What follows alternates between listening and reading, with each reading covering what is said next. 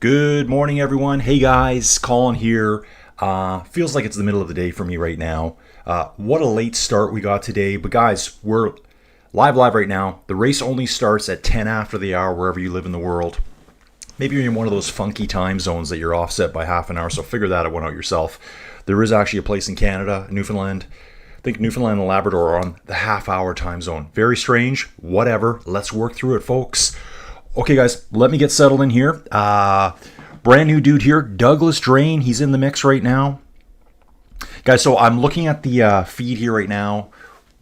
We go live at 10 after the hour. My video stream, which I'll be able to watch things from, comes on at 7:45 after the hour. 7:45 a.m. for me. This seems so late in the morning. I don't even know what to do with myself. Been awake 2.5 hours already. Let's get it on. Banga gong, shaka khan, folks. What are we looking at today, guys? Let's have a quick peek right now. Stage 2, postnord, Tour of Denmark, 2025, guys. I thought yesterday's stage was actually really cool. Really neat seeing all these cyclists that I've never even heard of before. That's part of the reason why I'm doing this. I think I've always known all the stuff about the Tour de France and the riders. There's so many riders I've never heard of. They're working their way up through the juniors, if you want to call it that. Anyways, stage 2, it's only 111 kilometers, guys.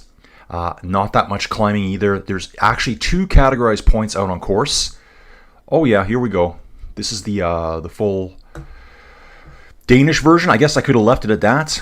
Here's where we are, guys. We are in Copenhagen. Essentially, we're going to start on the outsides of Copenhagen and finish in Copenhagen. Where were we yesterday? Yesterday, we were way out on this little island here.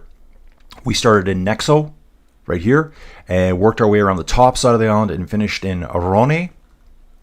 Guys, really impressed with people finding my video after the fact.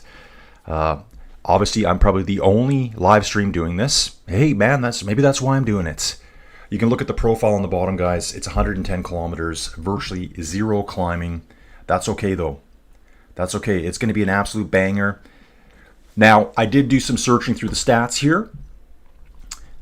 Still haven't started, guys. We still have not started the race yet. It's 7:09, so it's going to go off right away. Now, earlier on, there was a stat. Every year at the Tour of Denmark, at least for the last 5-6 years, they've always had one super short stage. And it's not a mountain climbing stage, guys. They don't have that here. It's a stage set up to absolutely light off the fireworks early, make the sprinters cover all the attacks. I think today we're going to see massive attacking right from the very beginning. Only 110 kilometers. This is kind of a sprint race for these guys. This is a sprint race. Okay, so kickboxing in the park. By that he means he's a vigilante patrolling the streets. It's Don, get out there, dude. Get it done, man. Get it done. I'm just going to scroll down a bit here, guys. Yeah, Don, I am on the coffee. So everyone, if you're new here, I think David's new here. Audio stream. You're going to see a bunch of graphics on board, bunch of data, bunch of stats. You're not going to see anywhere else. Get in the chat, interact, let me know what you think about the race. Predictions. I put a quick poll up today. The poll right now, let's have a quick peek at that. So again, guys, supposed to go off at 10 after the hour. So it's 3:10 in Denmark right now. Home of Lars Ulrich, drummer, founder of Metallica. So I'm looking at the who wins poll right now. And I just picked 4 riders. We got Mads Pedersen from yesterday, just because it's Mads Pedersen. Fast man, GC man right now. Not all-out sprinter, but he's right there. Then I've got Lucas Kubis from yesterday, only because he finished second for Titema Rockets. Unibet Titema Rockets. I forget who told me how to pronounce it yesterday. I think his name was Henk. Henk Brome. Dude, if I called your name out right, just let me know. He said Titema. Second place overall for them yesterday. And then we had, obviously we had Mads in first. Fabio Jakobsen, nowhere to be seen all day. He did finish the race, guys. He was in the stage, believe it or not, 112th place. He is a deadly sprinter. We're not sure where he is right now.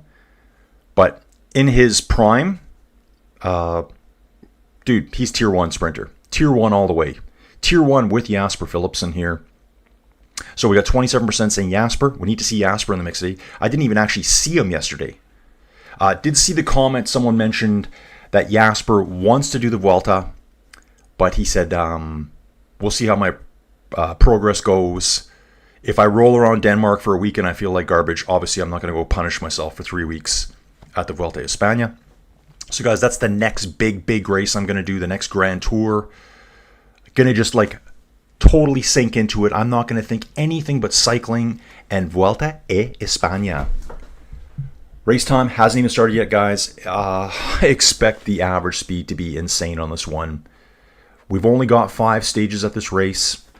Actually had some good performances yesterday. Okay, so Mats Pedersen, World Tour rider, Lidl Trek, Unibet Titema Rockets, Pro Level Team, Lucas Kubis. Check out this dude here. Conrad Hogstead. I called it as I saw it yesterday, guys. Team Coloquick. He would have got a time bonus there. And check this out. In the mountains, Conrad Hogstead. So he's tied with Marius Dahl right now. On course today, there is 2 points for Mountains GC, guys. In the points classification, it's Mats Pedersen. There was only 15 through 1 points available at the finish line. Ooh, and look at this. Someone got some points deducted. What's that all about? Look at this dude here. Andreas Stockbro, minus 12. What's up with that? That's interesting. That must be something just kind of goofy in the stats showing up here. Today, points to be scored today. We got a sprint point out on course at 62.9 kilometers. 5, 3, and 1 points. And then we got the same 15 through 1 at the finish line. It goes 15, 12, 10, 9, 8, and then down to 1. Let's have a quick look at the chat disconnected. Successfully reconnected. Looks like I just had a quick dropout here, guys. Hopefully everything's still good with the stream. I'm just going to bounce back for a second, you guys. Yeah, it all looks good here. Okay. Anyway, guys, let me get back into the live stats. The race is on. The race has been going now for 1 minute. Looking at the favorites for today. Big favorites here. This is in the fantasy game they play on PCS here, Pro Cycling Stats. This is the best place for stats, guys. It's all here. Jasper Phillipsen. They've got Mats Pedersen in second place. Soren Verenskold. Yes, dude. I love this guy. This guy, man. New favorite cyclist right here. Why? 92 kilos, 1.95 meters in height. True Viking right here, guys. This guy is a true Viking. I'd love to see him absolutely smash it. Let's go, buddy. Let's go. No one has... Okay, there's Fabio. They've got Fabio way down in 7th or 8th place. Makes sense to have Lucas there. He finished second yesterday. Alex Zengel. That's kind of our best overall rider for Team Visma Lease Bike at this race. If you look at all his stats, he's kind of the most well-rounded rider. So maybe they're saying he'd be in the break. Tibor Del Grosso, Magnus Cort. He's always there. Okay. We're off, guys. We are off. Average speed right now, 41.7 kilometers an hour. For anyone that was here yesterday, I thought that race was really cool. Wasn't sure what to expect. What I can say, my overall takeaway from it was that DSs, coaches, managers, whatever you want to call them, start doing your job. That climb up the Heligpeder, they did it 3 times. And every time around, guys were just standing there at the bottom. Guys were like shouldering their bikes and running them across the grass. Team Visma Lease Bike, non-existent at the race yesterday. So I'm sure they got a little bit of a lecture yesterday when they got back to the team hotel. And just seeing if everything looks good here. I think it looks good. I think I'm live. I don't even know. So yeah, Team Visma Lease Bike, I think it was the second time around. They actually got 4 riders at the very, very front to take on that Heligpeder. Probably one of the most brutal corners and narrowings of roads I've ever seen. We've already got a crash in the Peloton, guys. It's so fast right now. It's going to be super antsy today. Just going to bounce back here, guys. Close that poll. Don's gone outside. Don's doing some kickboxing in the park right now. Chat disconnected, successfully reconnected. Says we got 17 people in the chat right now, guys. Hope you guys enjoy the commentary today. I'll show you everything I can here. Situational awareness out there. Obviously, I can't show you video. For video, you're going to have to subscribe to one of your video feed providers wherever you live in the world. I'm watching on Flow Bikes. And when I say I'm watching, I'm still waiting for the feed right now. But good thing today is it's going to kick in pretty quick. So we're going to catch the majority of the race out there. Then I'll give you my flavor of how I like to call races. Okay, that was from yesterday, guys. Just getting situated here. Tour of Denmark, that's all yesterday. We're going to watch today. Nothing will be available yet. And there's Denmark. It says 7:45. So we're about 30 minutes out from getting an actual live feed, guys. And I'm going to give some hearts out to the everyone that's here today. And I need to get this fixed up. Live chat. Top chat. Should I change that? No, we don't want to do that. We're going to go back to live chat here. And, okay, guys. I think I'm all set up now. So Don's gone out for his coffees and his kickboxing in the park. Got 17 people watching. If you're brand new here, guys, and what I did notice yesterday is I think a lot of people found my video yesterday after the fact. So at least a third of the views for this video. Guys, I'm not super freaked out about view counts and all that, but it lets me know what kind of videos people want to see. Do people want to see more of this level of racing? I can only tell that from looking at some of the analytics. But here's a cool fact. Over a third, dude, Chemistry Club, bro, welcome aboard. Where you from, man? Saying hi here. Over the third of the views I received for this video yesterday were after the fact. I think it's people discovering it, going, hey, man, how do we get any coverage of this? So, Chemistry Club, welcome aboard, dude. I do an audio commentary here. I will be able to watch the race very soon once I get World Tour feed coming in. I watch over on Flow Bikes. I'm a Canadian dude. Sitting at 42K an hour right now, guys. We do have a crash in the Peloton. No word of who it is. Profile here, guys, is super flat. Out on course, we do have 2 mountains points. It's funny that they call them category 2s. 300 meters at 5.7%. Then we have 200 meters at 4.3%. At both, we have 6 points available, 6, 4, and 2.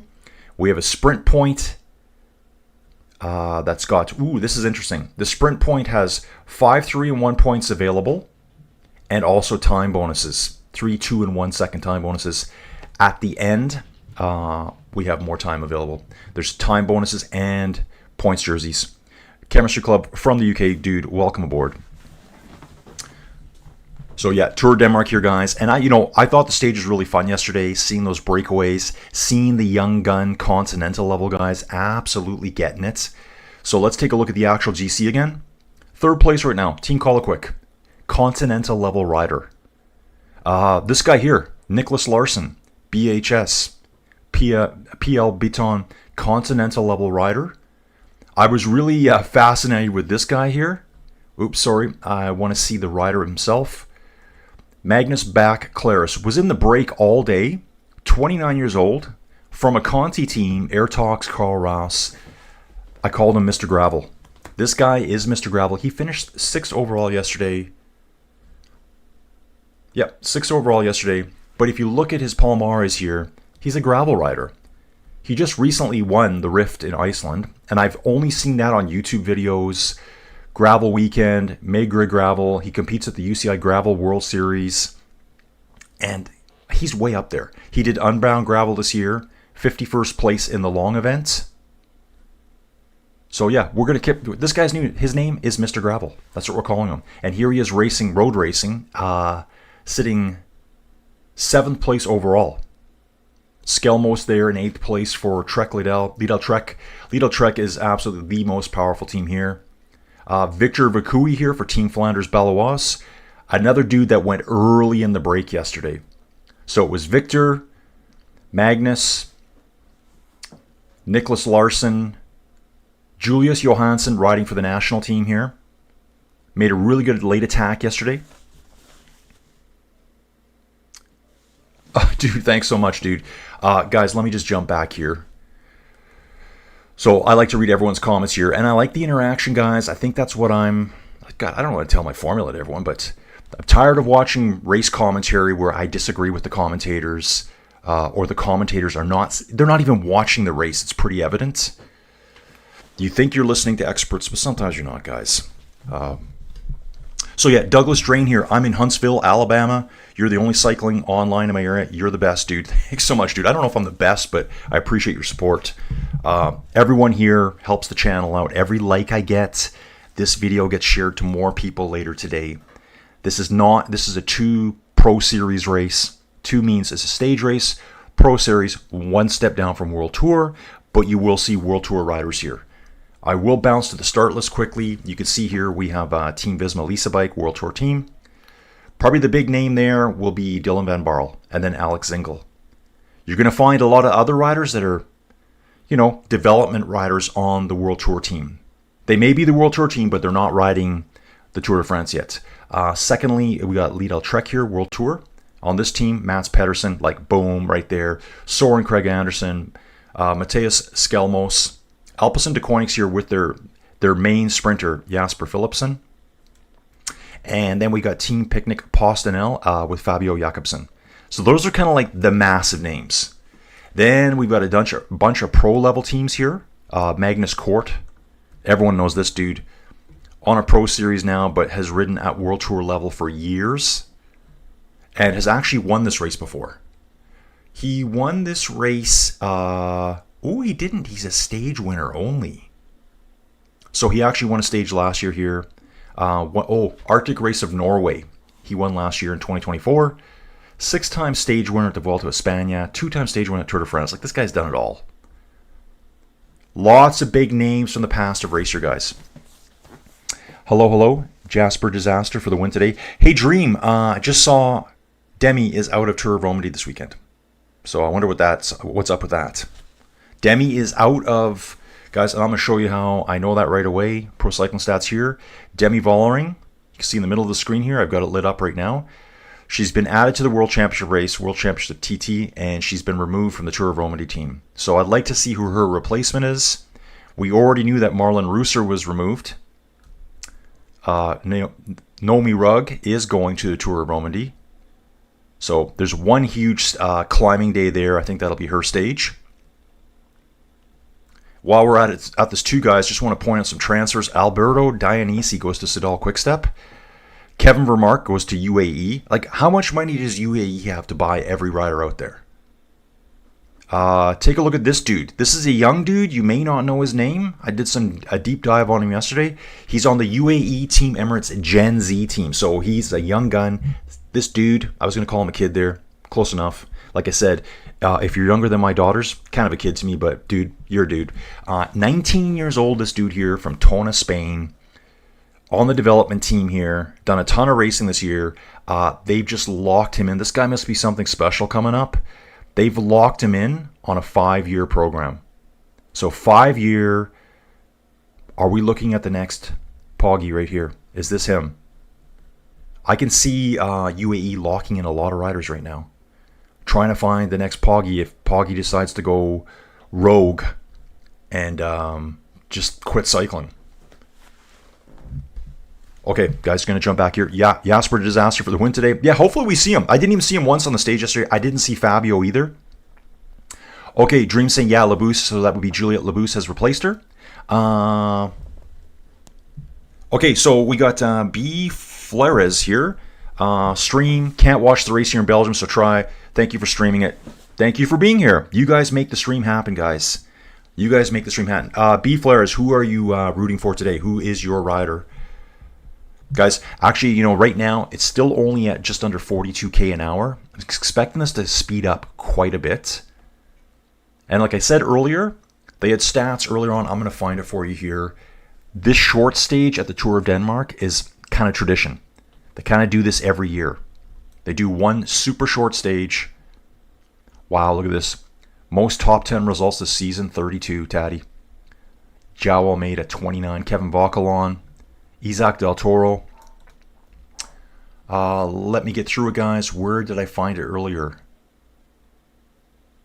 Oh, wow. That's incredible right there. That is absolutely incredible right there. Guys, UAE, they have 72 wins this year in the year 2025. Team Columbia HTC back in 2009, 85. Like pure dominance. Look at them. 2008 and 2009, 83 and 85 wins in a given season. So UAE's got some work to do. Luckily, there's still time, and there's tons of racing coming, guys. Tons of racing coming. So we'll probably see some victories at the Vuelta a España by UAE. They got Juan Ayuso and João Almeida will be going there. Yeah, that's a cool stat. I am going to look for it here. Yeah, so here it is right here on the stage right now. I'm looking at the left-hand side of the screen here. Shortest stages. They've had stages that are like 90, 91, 95, and under 100K. They do this quite often. It's kind of a traditional thing. It looks like they always have one super short stage. And looking at the stat here too, average age competitors. Recently, you've just seen the age plummet. Now, I'm going to say that's just general cycling now. Riders are starting earlier and earlier. They're finding World Tour level riders at like 17 and 18 years old. So I think that's probably across the board. You're going to notice that. Let me just jump back here to the live stats, guys. So again, just pan flat here. I'm still waiting on my stream to come through right now. Bleefler supporting for Titama Rockets. Dude, love them. Been watching them for 3 to 4 years now on YouTube. Really like the guys doing something different. So yeah, B-Flares. I mentioned yesterday in my live stream, I'm well aware of the Unibet guys. I was calling them Tiatima yesterday. It's Titama. That's what I think his name was Hank told me. Yeah, dude, what a cool concept. YouTubers. I mean, obviously one of them, I think a couple of them were like pro level cyclists at continental level. They made a YouTube channel. I should see if I can get it. I mean, I think they're only speaking. Are they? I thought they were Dutch, but I guess they're not. Are we saying they're Belgians? I'm not even sure. So they're speaking their language. I have no idea what they're saying. But I did see a really cool one. I've watched 1 or 2 videos. I know they want to get to World Tour. They want to get to the Tour de France. I think they're going to make it. Some of the talent they brought in recently, they're going to get some good UCI points coming up. Lucas Kubis right there. That guy's really, really good. That was a really good acquisition just this year by Titama Rockets. Dylan Groeneweghen's coming for 2026. That guy can win against the best. And I would say Dylan Groenewegen, well, people might disagree with me. Let me know. Is Dylan Groenewegen a Tier 1 sprinter? I think he is. Is he still a Tier 1 sprinter? Well, he's 32. So he's a little bit... But he did just win stages last year at the Tour de France. So he's right there. If you want to win stages and get good UCI points, throw him at every sprint race. That's what they're going to do. They also got Renders and... I can't remember the other guy's name. I'm going to remember it soon. Okay, so Dream's talking about Tour of Romandy for this weekend, guys. I'm covering the Tour of Romandy women's race as well. In my opinion, FDJ Suez wants to win GC, so they put Vollering when Rooser was in. But when Rooser withdrew... okay. You know what? I'm kind of thinking that too. I think they're all looking at going, okay, she's out with him. Yeah, we're going to pull Demi out too. Give her a rest. Send someone else there for the win.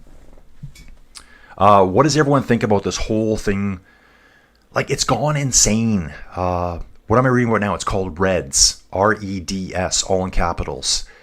It's talking about riders being analyzed for their weights and energy consumptions and all this kind of stuff. It's like, are we having too much control over everything the rider does now? I'm not sure.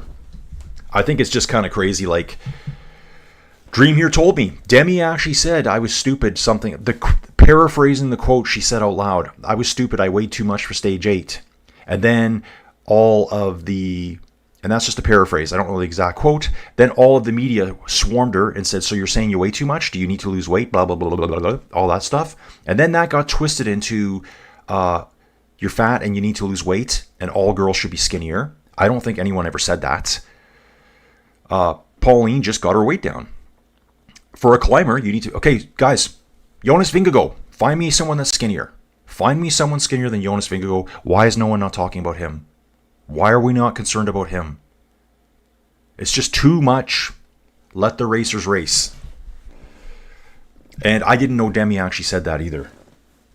So maybe she knew, and I don't think she needs to lose weight. Okay, so B-Flares, yes, they're from the Netherlands. Nowadays, they do English vids. Okay, yeah, I did see one. I did see the pizza one. I thought that was such a cool video. Okay, Chemistry saying they speak a lot of English in the YouTube videos. So yeah, I think I tried to watch in the past, and it was a lot of Dutch.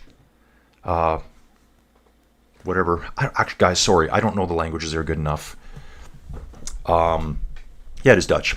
And I was kind of like, okay, what are they talking about? But yeah, what an impressive team. Let's take a look at them right now, actually. We'll go back here and we'll take a look at the start list. Again, there they are. Tiedemann Rockets here. This guy here, man, 25 years old, and they've just signed him on this year. Gets him a second place yesterday. Super strong rider. Like, his results are awesome. Like, second in the Slovakian individual time trial, first in the road race.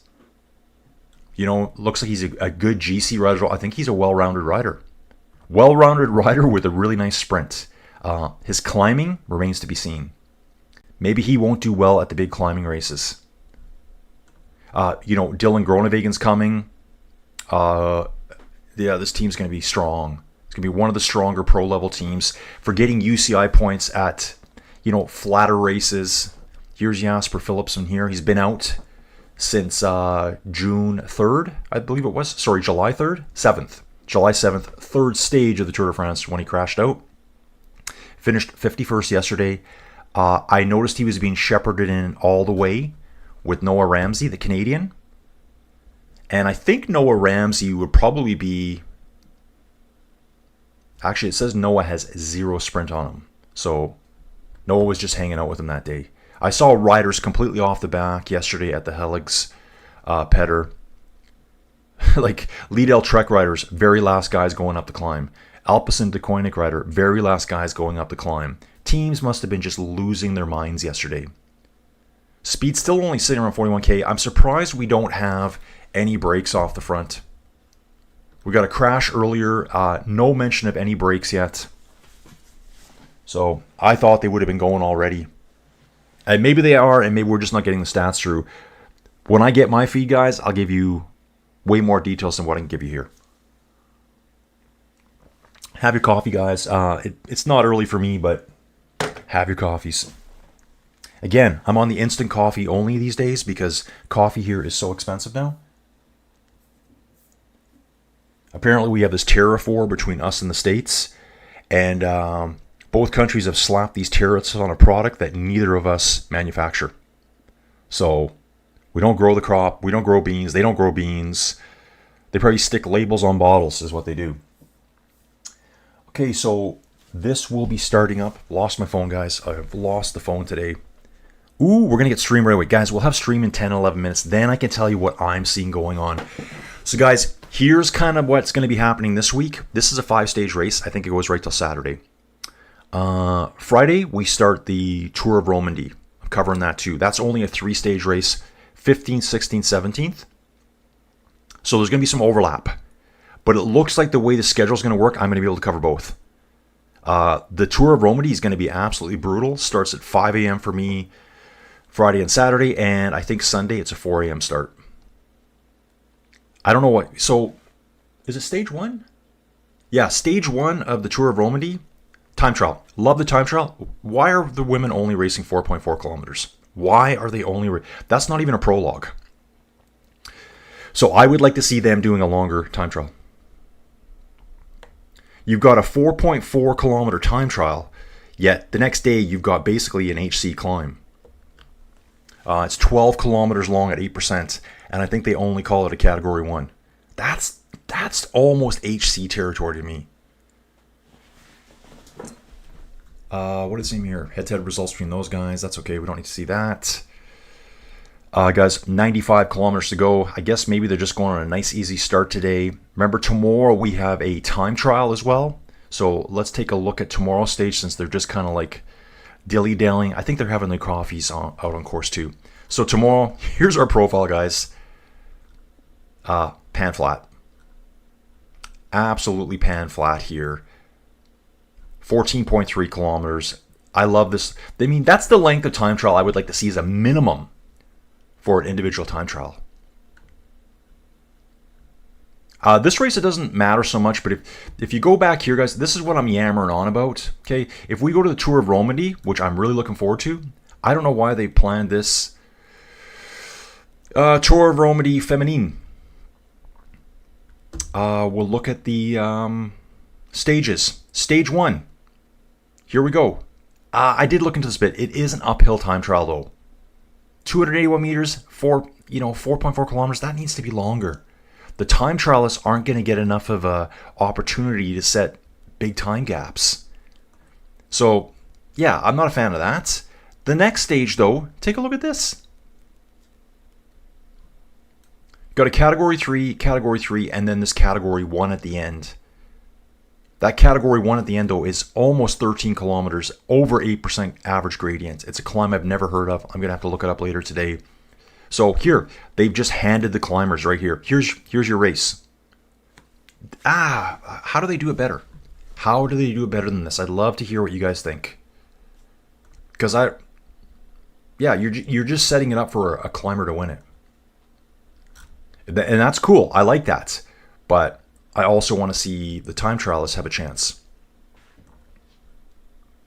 Who knows? Maybe Marlon Rooser withdrew because of that. Is she still sick?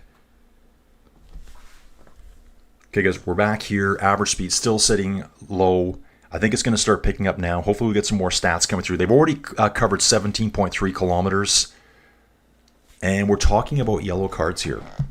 Most yellow cards this season, Danny Van Poppel. I expect this to be a lot of sprinters. So he's gotten 3 yellow cards. I think Brian Coquard got one at the Tour de France for, I don't know what, because he didn't crash Jasper. He did nothing wrong there. Imogen Wolf, 19-year-old rider. Team Visma Lease Bike, she got one too. We saw her at the Tour de France Femmes avec Zwift. Yeah, so Danny Van Poppel. Yeah, I imagine it's going to be mostly sprinters here. Caden Groves has 2. That's probably doing things to protect Jasper during the sprints. Hopefully everyone's having a good day here. I know a lot of you are probably your afternoons. You're getting home from work. And that's what I noticed yesterday. I think a lot of people were getting home from work yesterday going, man, what happened at the Tour of Denmark today? And they found the video. So really helped with some views there for me. And hopefully if you guys can keep liking it, share it with your buddies. Now, guys, here we go. We've got 7 riders trying to get off the front here. Small little gap. I think this is going to be the time. They've started. They've had their morning coffees. Okay, guys, how's it going? Yeah. All buddy, chummy talk in the Peloton. Then it starts launching. And now there's going to be just a progression of launches over the next half hour. They don't have much time to pull this one off, though. And so the sprint teams are going to have to really watch this one. This race is here you go, sprinters. Here's your stage. Go win it. Am I live, guys? Am I live? 7:39. Okay, guys, we're live on video stream in 6 minutes. Now, expect continental level riders to come out in force. Anton Muller, Team Novo Nordisk. Got him in the front. And Magnus Machhold. Danish rider here. Team Give Steel, 2M Cycling. I haven't even mentioned this team yet. Sprinter. This guy has got all his stats are his sprinter. 22 years old. And this is his first year at Conti level. I still like calling it Conti, guys. Dream, yeah. So Dream here's laughing, I guess, about what I'm saying. Stage 2 will be Kasia, Gigante, Labous, Fisher Black, Paulina, Evita, familiar names, yeah. So I guess, Dream, do you see what I'm saying? Like, they didn't really give, like, Marlon's not going to win that climb, but she could win the TT. But the TT's so short, she's not going to put any time into them. So did Marlon just say, what's the point? I think that they need to re-look at that race. Just my opinion, and guys, what do I know about designing World Tour races? But I think you need to balance them. You need to balance the races so that all of them... So we got Mozart plays Roblox. Mozart plays Roblox, I bet you. Do you know where they are right now? Dude, on course here. Well, the route, you probably know where they are. They've started in Copenhagen. They actually finished in Copenhagen. They started in a place called Rødovre to Gladsaxe. I love that. You got an axe and it's glad. What does that tell you? Okay, just trying to catch up. Yeah, so dude, there is an attack off the front right now. Where they are position-wise on the map, I don't know until I get my video feed. Even better when I get Bike Terra back in action here, guys. A lot of you are going, what's Bike Terra? It's a cycling simulation app, so you can ride your bike inside. and it helps me track all the pro riders out there. As long as we get the data, when I say we, I mean Biketerra, if they can get the data from the World Tour, it'll position riders on the thing, and you can kind of look at it in 3D. So let's do a quick refresh here, guys. Got to keep this mic going all the time. I think we're live. I think we're live, guys. We'll be live right away. They're going to show a quick replay from yesterday. Wow, these 7 guys up front have a 51-second gap. We got Rasmus Wallen for Uno X, Sebastian Nielsen, Boas Leisgaard, Mads Andersen, Matthias Malmberg, Anton Muller, and Magnus Mackhold. 6 Danes, 1 Frenchman. And it looks like we have a couple of teams slamming it up there. Air Talks Carl Ross. Okay, so they had Mr. Gravel yesterday. So we've got at least 2 riders from Air Talks Carl Ross. Then Anton Muller is from Team Novo. There's another team here. I think it's different as well. Magnus, Team Gives Steel. All Conti teams here, guys. Boas Leisgaard is BHS. One of their riders, I think it was Larson, placed very well yesterday. I'm going to check that in a second.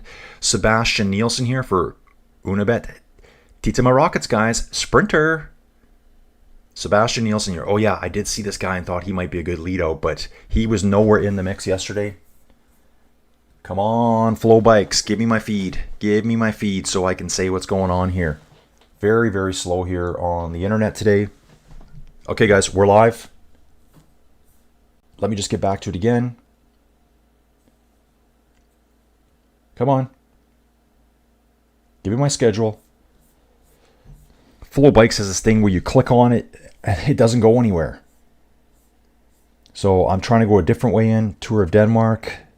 Maybe this is the way to do it. And then it gives me the videos from yesterday. Ugh, that's frustrating. What a terrible website. Okay, I'm not going to click anything. Here we go. Did I click it in time? Yeah, I got it, guys. Because so Tour of Denmark's loading up now, guys. I'll let you know as soon as I see it. So Conti teams, and then we have 1 pro level rider here. Rasmus Wallen. I'm going to ignore that bog in the middle. Top results, Tour of Estonia. He won the GC back in 2023. Finished 95th place yesterday. Stage 2. It's actually quite warm out today. It says it's 26 degrees Celsius there. Light winds, under 10 kilometers right now. I'm expecting crosswinds at some point in this race. Okay, we got Evil here. EVL. I hope the Rockets have a great race. Dude, they got a guy in the break right now. The Rockets... Dude, I think they're like, everyone loves the Rockets. Titema Rockets, let's go. Okay, Dream. Hope Martha Cavalli is injury-free. Okay, Dream, so I don't know which team she rides for. Which team is she riding for, and what's your prediction? Again, I'm going to do all that. So, Dream, hopefully you could be around for the Tour of Romandy. Let's get live feed here. Okay, now I can finally see video feed here, guys. Rocking and rolling through the farmlands here. Just trying to see the break up the road. Let me get back here, guys. I got to get back into the race itself. Now saying it's a 51-second gap. This is what I want to look at here. GC position. No, that's not it. Actual GC. Yeah, there he is right there. Nicholas Larson, BHS, PL, Beton, Bornholm. 5th place overall yesterday. He has a teammate in the break today. So awesome to see these continental level teams. I really like the continental level riders. Okay, what's going on here? I'm just trying to see some footage. It's just the sign-in from early this morning. Looks like they do a daily sign-in. And yeah, it looks beautiful out. 26 degrees Celsius. That's like Canada weather. Here's the map. Yeah, they start basically on the outskirts of Copenhagen. Head east. Turn north. They do kind of like 3/4 of a loop, and they come back around and end up in the northern suburbs of Copenhagen. With a circuit at the end too, guys. I forgot to mention that. There is a circuit at the end, 3 laps, and you can see that actually on the profile here over on the right-hand side at the top right now. First passage, second passage. So they go through the finish line 3 times. So hopefully no one's doing early celebrations. Little bumps every time through there. Just looking at this here, guys. Again, riders in Group 1, we got a guy that's 20 years old and we got someone that's 29. So nice range of experience here for all the riders. Let's take a look at Anton Mueller here. Team Novo Nordisk for France.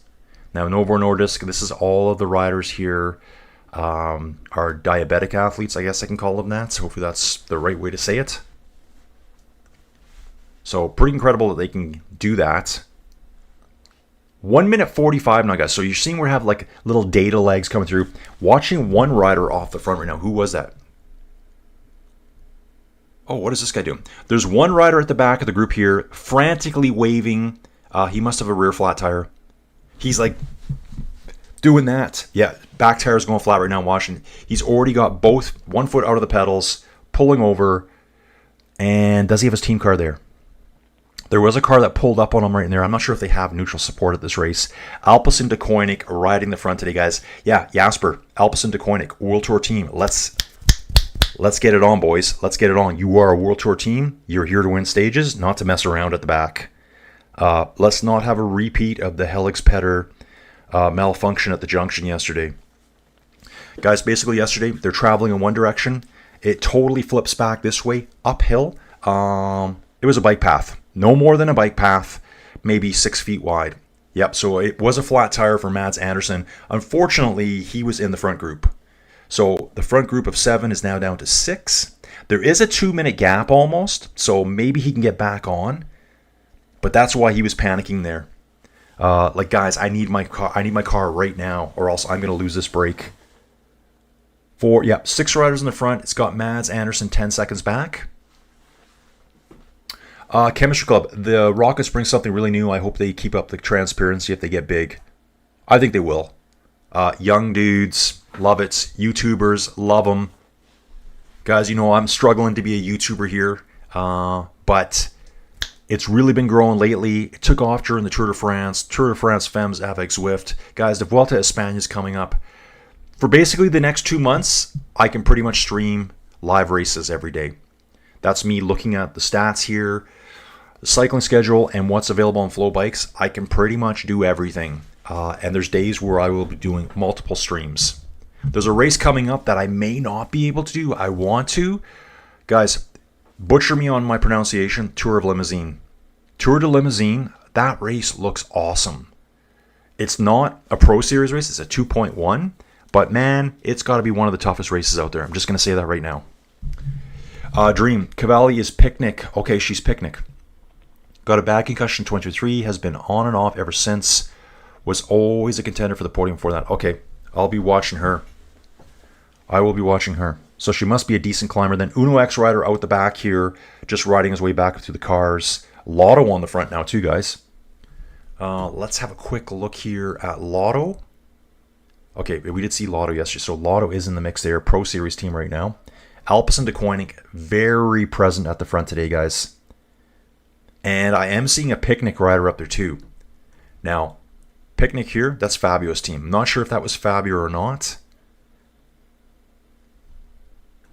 But, yeah, it's about to go off, guys. Mads Andersen hovering at 10 seconds back. Says the Peloton now is back to 1 minute 20 back from the front group of 6. Best placed rider in that group is Sebastian Nielsen. Sebastian Nielsen currently 87th overall in the standings, and he is a sprinter. Yep, so Mads Andersen here, 10 seconds back right now. Another sprinter for Airtalk's Carl Ross here. Let me get eyeballs on them here. Yeah, looks like the entire Alpecin de Koenig team is at the front. One Picnic rider, a Lotto rider there as well. Once I get a better image here on them, guys, I'll try to let you know who they are. But Alpecin definitely controlling the pace today. Let's see the average speed. Average speed picking up now, guys. Now at 43.5 kilometers an hour. I don't think that's really that fast yet. It's only going to go up as the race progresses. We covered 28 kilometers. We're 38 minutes into this baby. Peloton strung out. Time to get it on, folks. Time to get it on. Dude, the other Colin's back. The Unibet Titema Rockets is just an amazing, exciting project. From delivering pizzas at the Tour de France to maybe riding it. Dude, I saw that video where they were delivering all the pizzas. And all the riders seem pretty cool about it. Dario Lays is back. Dude. Unibet, Titama Rockets, and Breakaway. Yeah, dude, they were in the Breakaway. Guy had a flat. So we got Mats Anderson had the flat. He's no, sorry, that's Novo Nordics. Sorry, man. Sorry. Why was I thinking that? Here they are. Sebastian Nielsen is Unibet Titama Rockets. So they do have a guy in the break right now. 6 riders there. We lost the Novo Nordisk rider. Will he get back on? What's the gap like? Pretty hard. It's even hard to see the gap here. It's so close. So he must have had a very quick wheel change. I don't know. What do you think? Should they wait for him? Would you guys wait for him? Would you wait for that extra bit of horsepower? You've got 1:15 seconds on the Peloton. You got one guy dangling 10 seconds back. Mads Anderson here. He's a sprinter and a bit of a time trialist. Bit of a GC rider. Kind of an all-rounder. Just doesn't climb. So he's dangling back there. So super unfortunate for him. So yeah, here's our Category 2 climb of the day, guys. 300 meters at 5.7%. So it's Denmark. It's flat. Their Category 2 wouldn't even show up in other places. There's probably other bumps out on this course today that are worse than this. Okay. Evil. Hope Kubis does well for GC this race. Dude, he's second place overall right now. Let's take a look at the actual GC. Actual GC right now, Lukas Kubis here. Slovakian rider, Unibet, Titama Rockets, 4 seconds behind. Those times, everyone finished with the same time yesterday in that front group. I think there was 9 of them. And those are just time gaps from how they finished. There's also, it's hard to get a grasp on it. You think, oh, the first place guy, the second place guy should be 4 seconds back, which he is. The third place guy, there's actually time bonuses out on course too. Conrad Hogstead was getting time bonuses out on course yesterday. He should have anyways, because he won most of the mountains classification yesterday. So Conrad Hogstead here, 32 points. Same with Marius Dahl. These guys were all in the break yesterday, outside of maybe Andres Stockbro here. He wasn't in the break yesterday. Everyone else was. Mr. Gravel here, Magnus Bach, Claris, Flanders Balois rider who went on a huge attack at the finish line there, just went a little too soon. Kind of ran out of energy at the end. Mads Pedersen, it was a really good sprint, but Mads won pretty easily. I think Lucas could have been there, but he kind of got himself blocked in. 4 or 5 riders in the sprint, and he was the one that was stuck behind everyone. He did scoot through at the last second, so he does have a really good sprint on him. Just not good positioning yesterday for him. Not good. I hate saying this stuff like that. Not ideal. Not ideal, guys. When I say not good, it means I'm ragging on the guy, which I'm not. Just found himself out of position. Actually seen some Visma Lisa bike riders here now. 3 or 4 of them all stuck together. Again, I think we're going to see Alpecin on the front all day long, and probably Picnic will be supporting, but that will not be Fabio up there. Fabio is going to be hiding in the Peloton. Actually, I can see them right now. Probably 20, 25 riders back. I'm seeing 3 Picnic riders now. Fabio is probably in that mix somewhere back there. Picnic rider, Lauder rider, then looks like 6 Alpecin Deceuninck riders here. Oh, we've got a rider over on the left-hand side shooing the motorbikes away, so this Picnic rider must be just sitting right on the motorbike. Yeah, he's still shooing them. I don't know who this is. He's doing this the whole time, shooing the motorbike away. Looks like the motorbike's pulling away a little bit now, or maybe he just zoomed out. Maybe he's sitting right there. Yeah, he's away now. Lauder rider takes over at the front. Oops, sorry guys. This is what I want to have you on here. If you guys see something on my stream that you think needs to be fixed or I'm not paying attention, just let me know in the chat. I do this all the time, guys. I'll leave it on the wrong screen. Yeah, so Lauder's pushing the front right now. And I don't know who that rider was. Looks like he was wearing maybe a national jersey, a national champions jersey. It was white with stripes around the middle. Couldn't make out the colors. He was wearing a yellowish helmet. I think I see him right now on the stream. But yeah, he was really irritated by the motorbikes. I know that's been a big thing this year, motorbikes interfering. Okay, Mads Anderson for Air Talks Carl Ross. Unfortunately, he's been pulled back into the Peloton after a really unfortunate flat. And, looking at the fields here, Well, yeah, it's hard to tell if it was windy. The helicopter might have been really low there. I think that's what it was. So I'm going to look at the trees. I'm looking for flags all the time, trying to give you like wind indicators. 77 kilometers to go. Flying along, guys. Speed right now, 46.3. So earlier we were like averaging 41 kilometers an hour. So it's winding itself up, folks. Guys, I mean, and sprint teams, this is your day. Do not let this go. Do not waste today. And as the sprint teams, you better be on the front doing all the work, which right now they are. Looking at 6 Alpecin to Koenig riders there. Then it looks like 5 or 6 from Picnic. Only 1 from Lotto at the front. So kind of like 3 teams doing the majority of the work. One of those teams only has 1 guy up there who's doing a lot of work. T. Royven, isn't Group 1 the Breakaway? Yeah, Group 1 is the Breakaway. Windmill was not turning. Evil, so not ability. Yeah, dude. So Evil, when the camera came back there quickly, what I'm watching here, I just saw the grass blowing everywhere. I'm like, helicopter.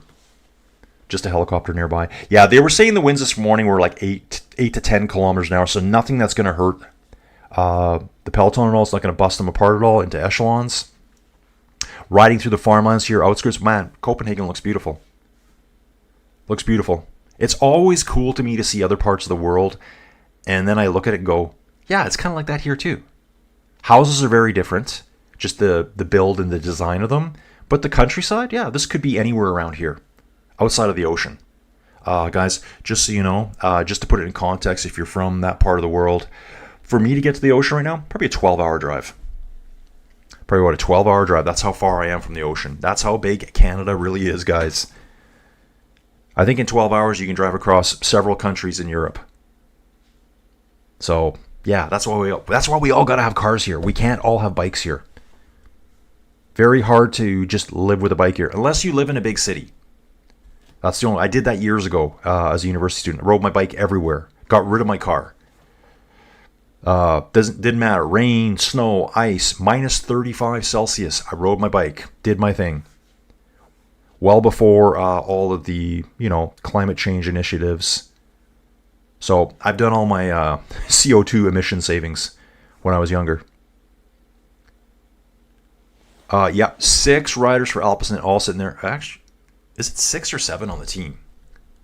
I believe it's 7. Start list again. Yeah, it is 7. I think I did see Alpecin riders. They're all there. The entire team is there. Guys, you screwed up day 1. Because really, they could have won day 1 quite easily. The climb, that little climb up the Helix Pedder just destroyed the race in a good way. In the best way possible. Watching all those riders standing there wondering what to do. They couldn't get around the corner. Guys, you need to be on the front. And their DSs should have been telling this the whole time. Like, guys, number 1 thing today, you need to be in the front 5 or 6 riders, top 20 for that Helix Pedder climb. 6 riders in the break, guys. Let's go through them again. Rasmus Wallen here. Sebastian Nielsen, Boas Lasgard, Mads Andersen, Matthias Malberg, Anton Muller, Magnus Mockhold. 6 Danes, 1 Frenchman. Best placed rider is over 4 minutes and 47 seconds back. Actually, there's 2 at 4:47, 3 at 4:47. They obviously all finished in a big group one day quite a ways back, which would have been yesterday. So I didn't actually see them finish. Flying through the fields here, guys. Looks like everyone's working well together at the moment. Yeah, not a lot of wind here right now. Yeah, that's another thing I do look for too, Evil. I'm mostly looking for flags and the windmills. So I know Denmark can be very windy. Yeah, there's flags on the road, not even fluttering right now.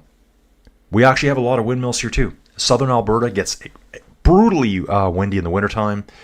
If you were to go way down southern Alberta, trying to think of the town down there. It's not Coots, it's Pincher Creek. So guys, Pincher Creek, every year you'll hear about wind warnings and semis, like the big trucks that we drive over here, like the big ones. They get blown over in the wind. You'll see them driving down the highway with their trailers on 2 wheels. And then they're trying to correct it and bring it back down. Happens every year here. We have these monstrous winds that come off the mountains. They're called Chinook winds. They warm things up really quick. So we've been through the sprint, guys, which they didn't actually show on TV here. But Matthias Malmberg for Airtox Karlsruhe wins it, and I'm pretty sure he was an all-out sprinter. Actually, look at this guy. Kind of more the GC guy. It was the Unibet guy. I'm watching for a replay of the sprint, guys. Boas Leisgaard got second for BHS. Third place, Rasmus Wallen for Uno X. So the Unibet guy was not in the sprint, really.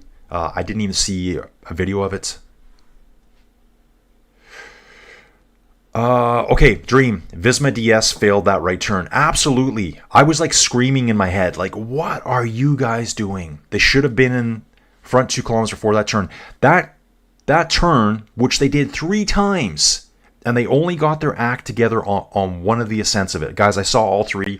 If you didn't see the video, try to find a highlight somewhere. Like, it's insane, that little climb. Like, it goes from a narrow road. Okay, so Jimmy Janssens for Alpecin, and it's Enzo Leintz here. Let's take a look at this Dutch rider for PostNL. He's pulling up front. So there was one Lotto rider. Yeah, helicopter's getting super low here. The wash is blowing up all the remnants of the harvested fields. Yeah, this could be the countryside out here. Maybe a bit more trees than where I live. I'm right on the edge of the prairies. The mountains are like 1 hour that way. Like, we're talking the Rocky Mountains, the big ones. Yeah, so Dream, I agree. Visma totally messed it up yesterday. Someone should be, come on, guys. What were we doing? How did we not know about that climb? As soon as I saw it, I'm like, uh-oh, you're doing this 2 more times. Remember, it's not my job to recon the race. I'm not a DS. But as soon as I saw it, I'm like, you need to fix this for the next time around. Yeah, Dream. Seems like only the Danes knew law. Probably. Kind of home field advantage. Let's call it that. Home field advantage.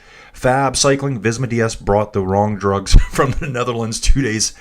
And they are Puff the Magic Dragon. Okay, dude. I like it. Lots of fans out here in the towns, folks. Really cool to see this. So here we are on a weekday. It's a Wednesday in Denmark. And the fans are out cheering. Love it. I think this is quite the big event here. I believe this is the 35th running of the Tour of Denmark. Postnord Tour of Denmark Pro Series race, guys. And guys, I'm telling you, man, like, you wouldn't believe what my schedule is going to look like for cycling. So if you're liking this and you want to see more, and guys, there will be better coverage coming up down the road.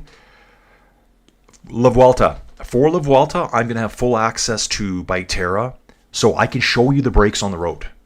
It's going to create a 3D world, which will be realistic. It's not going to be like watching The Matrix or something. It's going to be very simple graphics with the bunches on the roads. If there's a lake nearby, it's going to show you a lake. If there's a town nearby, it's going to show you buildings. But it'll give you like a reference as to which way they're traveling. Everyone that's seen it so far absolutely loves it. I love Biketerra.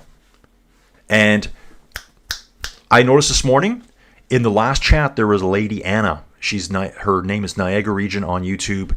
She's going to the UCI Gran Fondo. What is it? The 2025 Gran Fondo World Championships are being held in Australia this year. It's in October. And one of the developers, there's only 2 of them. There's 2 dudes that run Biketerra. It's kind of like the newest cycling app. And so when I say cycling app, think Zwift. If you know any cycling apps, Zwift. Peloton's really strung out here, guys. Probably 40 to 50 riders long.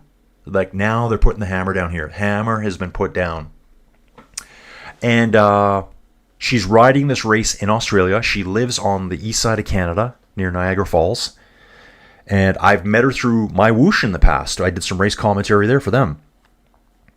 And, okay, who are we seeing here? Oh, it's Mats Pedersen here, resplendent in the light blue jersey, guys. Wearing a blue helmet today for Trek. And kind of a lightish blue jersey. And it must be hot out. It says it's 27 Celsius. Wearing a very ultra lightweight jersey. You can see it's got all the mesh netting on the side here. And Mats Pedersen pulling over right now.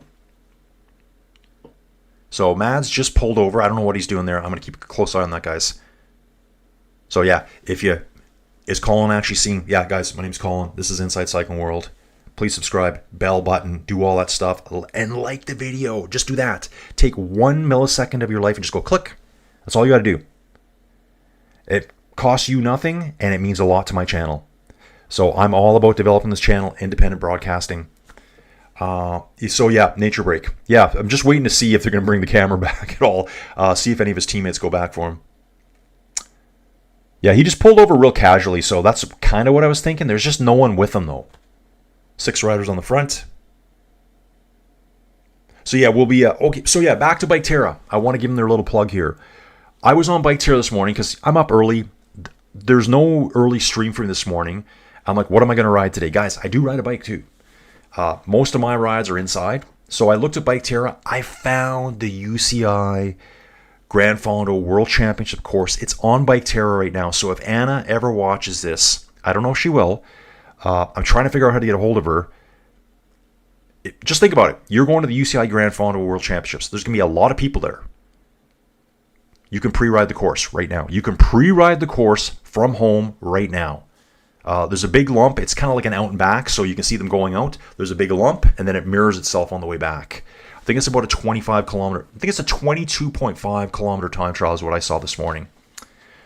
Maybe I'll go ride it myself. So how cool is it that with Bike Terra, you can go pre-ride any route? As long as you have the GPX file, and basically, guys, for all these routes, even for the World Tour stuff, there's GPX files. You can create routes and ride them yourself. And that's what we're going to have available for Vuelta a España. Guys, I think we're down till, wait, is it 10 days? The Vuelta a España starts in 10 days, guys. I'm so jazzed for that. I think it's going to be the best Grand Tour this year. Yeah, Fab Cycling, that's how strong as he can ride back on his own. Yeah, probably, dude. Probably. Wow, really liking the looks of Copenhagen here, guys. You know, probably a lot of urban sprawl in Copenhagen, if that's where we are right now. But a lot of nature, too. It's not high-density housing. Yeah, it looks cool. Yeah, leg power. Serious leg power. Okay, guys. Still got our 6 riders out front. Actually, I'm seeing 7. Hang on a second here, guys. I'm seeing 7 riders out front. That doesn't seem correct, does it? They said earlier that that guy was pulled back. Mats Anderson was back in Group 1. Oh, back in Group 1. That's why someone said the Breakaway is Group 1. Sorry, dude. I forget who said. I think that was Dario earlier. Was that you, Dario? I think Dario said that. Anyways, it's okay. Someone said it earlier, and they said Group 1. Yeah, it's T. Roving. Yeah, this dude from Mauritius, T. Roving, isn't Group 1 the Breakaway? Yes, dude, Group 1 is the Breakaway. I thought he got pulled back to the Peloton. But you're right. So he did make it back. He fought his way back on. So 7 riders in the front. Yeah, there is definitely 7 riders out front right now. So we've got 1 Pro Series team here. That's the Uno X team, and all the rest are Continental level teams. This is kind of what I saw over at the Vuelta a Burgos, guys. Yeah, the flat tire guy is back on. Evil, you got it. Yeah, 7 have been here for a while, guys. It's just been kind of like, you know, I'm monitoring 3 screens right now. So definitely 7 riders here right now. When you see me looking here, I'm actually watching the video. When I'm looking here, I'm chatting with you guys. When I'm looking here, I'm checking the stats. So right now, 2 riders still pulling up front. They're saying doing most of the work is the Picnic Postel rider and Jimmy Jansen's for Alpecin. That's a few minutes back, so that's all changed. 1 minute back to the gap. Looks like they've slowed down a little bit. We're at 44.4 kilometers an hour. And I'm seeing the live stream now. Picnic on the front. A lot of riders been the whole time. Then Alpecin to Koenig. So kind of like 1 Picnic rider is always up there. Lauda's got their sole representative, and then the entire Alpecin to Koenig team. Guys, do you think they got a plan today? So you're saying there's a chance. I think they've got a plan today. Let's get Jasper back on winning track. And let's see if he feels good enough to go do La Vuelta. You know, my thoughts about that for La Vuelta, if I was a sprinter, I'd be like, dude, don't send me. Do not send me to La Vuelta. Okay, so here it is. Bretner Henrik Pedersen. This is the dude earlier. I think he's riding for the national team. I think. Hard to tell. He's got such a strange jersey on right now. Oh, maybe he's got... Oh, that might be the youth jersey rider. Let's see that. Nope. For youth, we've got Conrad. Oh, but Conrad would be in the mountain climbers journey, so I think it was Henrik Pedersen here. Henrik Pedersen? Possibly. This is the guy that was at the front before that was waving the motorbikes. Where like he kept just the whole time. So obviously he's had some bad experiences. Yeah, the windmills are dead calm here. I'm looking at one right now on screen. I mean, maybe it's disabled. I don't know, but it is not moving at all. Is Mads Pedersen doing La Vuelta? Actually, I don't know that answer right now. Hang on, I'm just going to go back for a bit. Why did they let the break go? Could also just run a super high pace and go for the sprint at the end, right? Yeah, I think they're just going to start winding it up, guys. Alpes and De Koenig, when they want to wind it up, it's going to be moving fast. Now it says average speed 46k an hour. I think these guys up front are going to have a hard time staying away. It's 1 minute gap. I think they can pull this back real quick when they want. Once the sprint teams get up there. Fred Weiss. Okay, so we're going to keep going. Mads Pedersen, Lotto Alpsen, and Picnic at the front. Fred Weiss, Mr. Weiss himself. Oh, this is cool. We got a little cart and buggy out in the field with miniature ponies, guys. I love this stuff. They're G'ing and hawing. If you guys know, you know. You G and you haw your animals. What does that mean? Yeah, so Fred, hey dude, thanks for being back. Fred, are you going to be around for La Vuelta? So Fred was with me for, I think, a lot of the Tour de France, guys. I've streamed virtually every day. The days I haven't been streaming real races outside, I've been streaming virtual races inside. Those races take a lot less of my time. They could be half an hour long. You're going to find that a lot of the virtual cycling is super high intensity. You don't have 4-hour races because you'd probably want to kill yourself riding 4 hours inside. It's all like 30, 45-minute races, but like all out. They start the races, if you're ever on Zwift, average start in Zwift, 10 to 12 watts per kilo. Start. The first second, you're just slamming it. So you better be warmed up good. 1 minute gap at the moment, guys. That hasn't been updated in a while, so that's probably changing. Slight movement on the flags on the roads, guys. Nothing much. Yeah, dude, Fab Cycling, you just got it too. Okay, so Fred, yeah, thanks, dude. Thanks for being here. Fred's always been around. So, Fred, come back for La Vuelta. Fred, I'm doing the Tour of Romandy this weekend. I'm probably doing the Hamburg Cycling Classic this weekend too, guys. It's a one-day World Tour race on Sunday. And then next week, we've got the Benelux Renewey Tour, whatever you want to call it. That will have 1 day of overlap into La Vuelta. Guys, I'm doing it all. I am doing it all. It's all about consistency. It's the same as riding your bike. You need to ride every day. If you want to get to the top, you need to put in the time and the effort. I'm that dude. Joey Jojo will tell you. If you guys don't know Joey Jojo, that's my wonderful wife upstairs. I think I don't know if she's even awake. Hard to say. She said she had to go to work. She said she had to go to work early today. It's not early. Okay, TV says gap is 42 seconds. I'm seeing 36 right now. Yeah, I'm seeing 39 here. I'm seeing 36 data profile. And the flags were blowing a tiny bit. For advice, do you guys do this Denmark tour and the Spain tour, or is it either or? Spain starts next Saturday. We're 10 days out. This is only a 5-day stage race.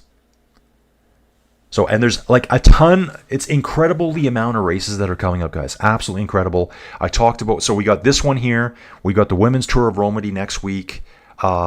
We also have a 1-day World Tour race on Sunday. The week later, we have the Benelux Renewey Tour, which is World Tour again.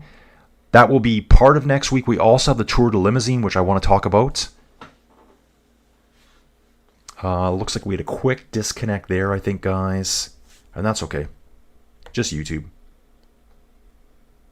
Ooh, I'm looking bright and shiny today, aren't I? I'm going to turn this down a little bit here, guys, for you.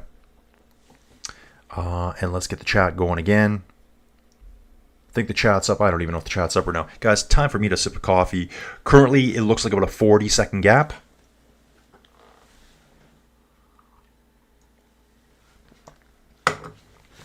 Guys, going back to the poll, looks like 41% of you are rooting for Lucas right now. Gonna have a quick look at there again. 27% say Jasper. Mads 29. Lucas 41. And I would tend to agree with you. Only 4% are saying Fabio Jakobsen. That kind of shocks me, really. Kind of shocks me. I would, for me, this is an all-out sprinter stage. Mats Pedersen, one little step down from all-out sprinter stage rider. Again, it's Picnic at the front, one Lotto representative, and then the entire Alpecin Deceuninck team. So, guys, 40-second gap is what I'm seeing right now. And let's get the live chat going here. I think my live chat's off. Something's been messed up here. Sorry, guys. YouTube. No, live chat's on. I think the live chat's on, guys. And we got more people coming in, I think, here. Here we go. Robbie Rogersberg. Hey, Robbie. Good to have you back, dude. Glad you're around. Like I say, guys, it's you guys that make the chat so good. So much cycling knowledge here. And I know Robbie's one of them.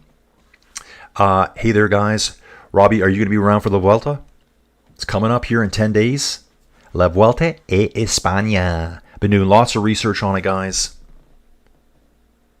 Yeah, and I'm getting Facebook notifications that people are reacting to my La Vuelta posts. So we just came back online here, guys. I think we draw for base. So currently, guys, the situation out there is we've covered 50 kilometers, traveling at almost 47 kilometers an hour average speed. Guys, they're moving right now. That's average speed. 46.6k an hour average speed. The first 20 minutes, we probably rode at 41 kilometers an hour. So now, big guns are coming out. It's going to start getting faster and faster. 7 riders in the front group. 6 Danes, 1 Frenchman here. 3 riders are at 4:47 back overall. 40-second gap back, so no risk to GC. We just had Mats Pedersen pull over a while ago for a quick nature break. Evard Otway, again, good to see you, dude. He's saying good morning to Colin and Joey Jojo. She's upstairs. I lurk in the 10x10 cube of training and agony. Folks, training and agony down here. Riding every day. Got to stay consistent. For advice, do the top riders like Jonas skip the Denmark and focus on the Vuelta. Dude, they might use it as a tune-up race. I don't know what Jonas's program is right now. But some guys use Vuelta a Burgos for their tune-up race. Some were at Poland. So the Tour of Poland was at the same time as Vuelta a Burgos. I just like the looks of the Spanish race better, so I covered that one.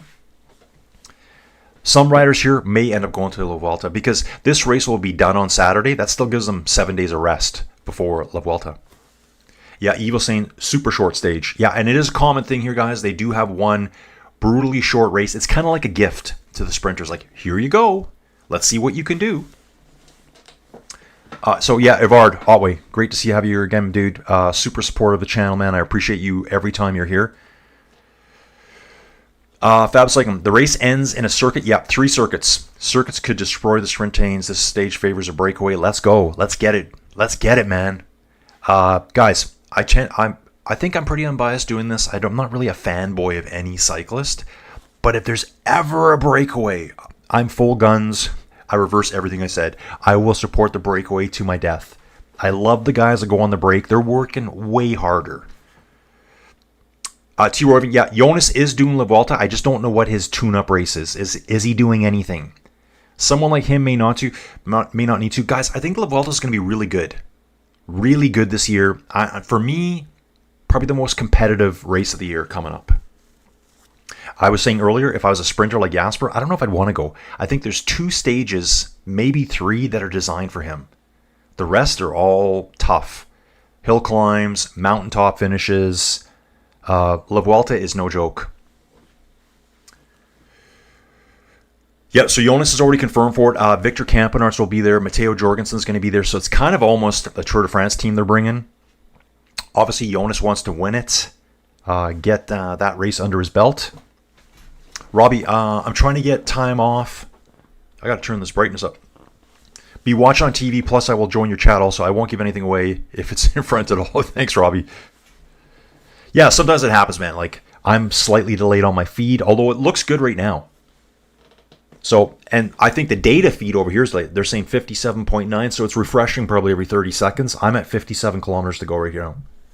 And we've got a 40-second gap still. I think TV said 43 seconds there. So at the front, we have 1 pro-level rider here in Rasmus Wallen for Uno X Mobility, and 6 continental level riders here showing what they can do out there. I love seeing this. It was just the same at Vuelta a Burgos, all of the Spanish continental level riders getting up front. So many good teams out there. Here's the Titama Rockets rider. That is Sebastian Nielsen, rated as an all-out sprinter. Marcelo Ribeiro. Mad's going to win 4 stages in La Vuelta like he did in the Giro. Okay, so, dude, I need to confirm that he's going to it. You know what, guys? I can do this over here. Let me come back. Well, I just had it. Yeah, Mads Pedersen. We can look at his program over here. Yep, he signed up for it. So, La Vuelta Ciclista España. Mads Pedersen is definitely going.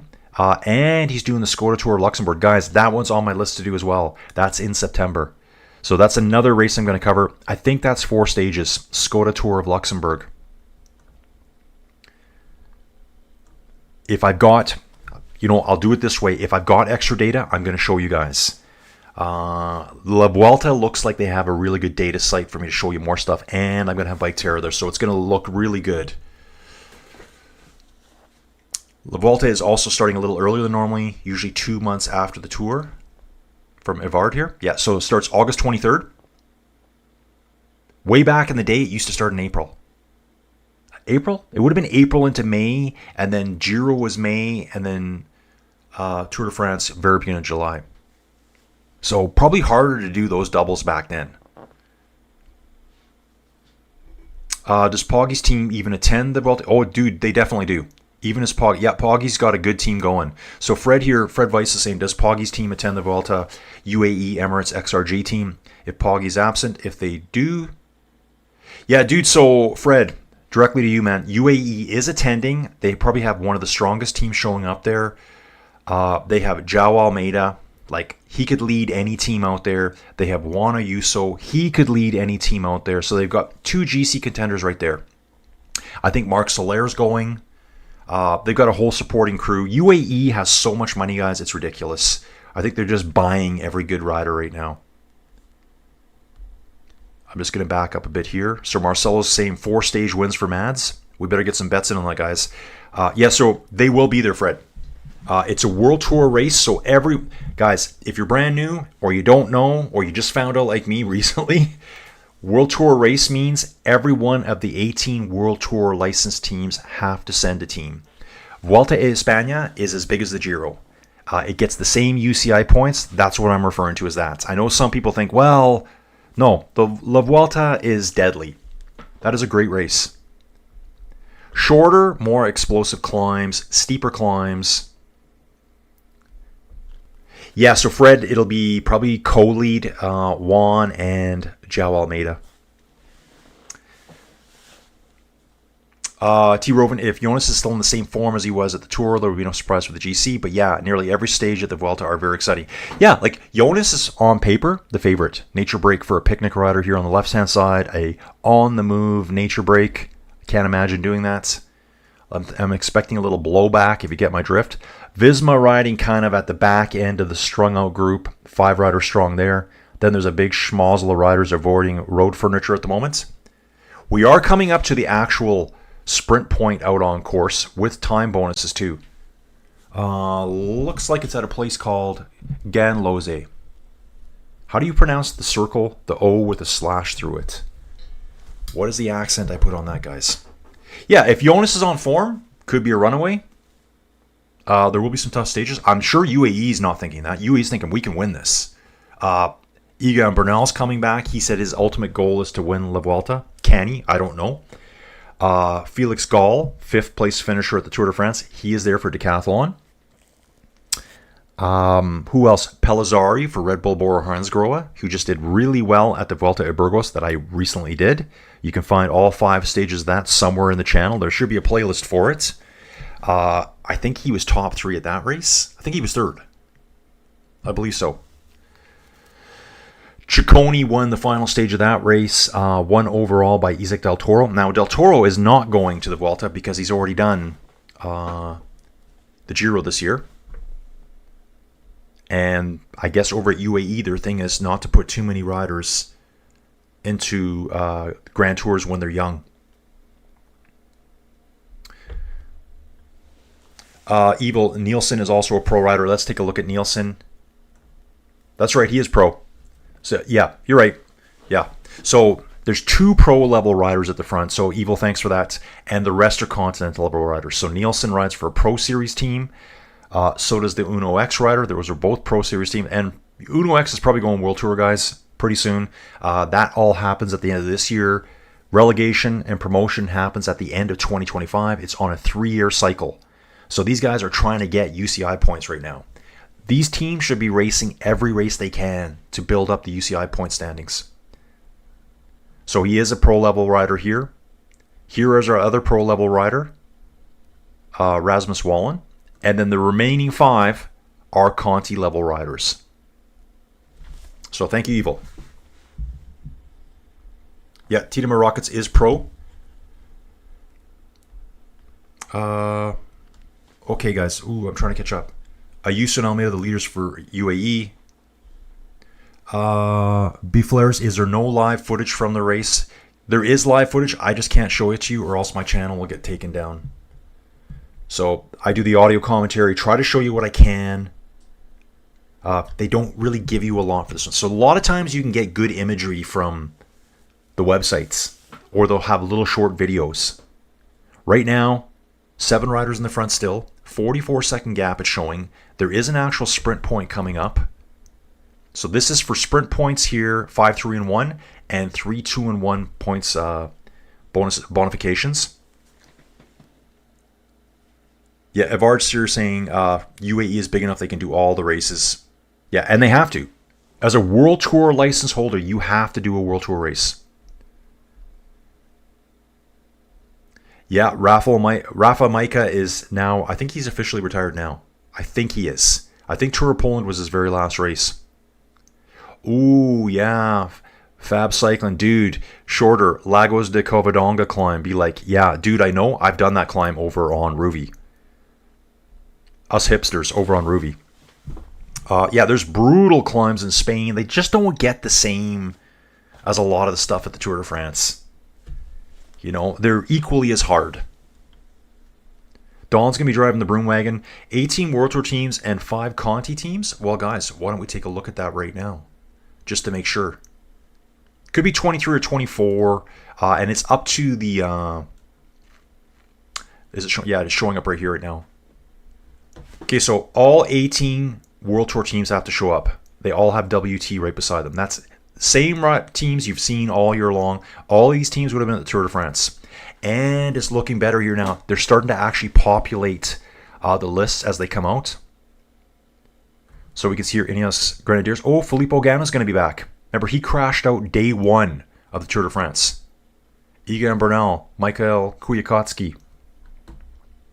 There's Intermarché there. We're going to go down through the World Tour teams. Okay, here we go. And then we got Lotto, Pro Series, Israel Premier Tech, Pro Series, Burgos, BH. Oh, man, these guys are awesome. Saw these guys at the Vuelta a Burgos.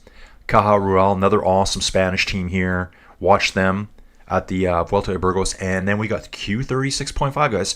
What's so exciting about that? Tom Pidcock. So Tom Pidcock will be racing back at the World Tour events as a wild card entry into that race. Saying still 44 seconds, guys.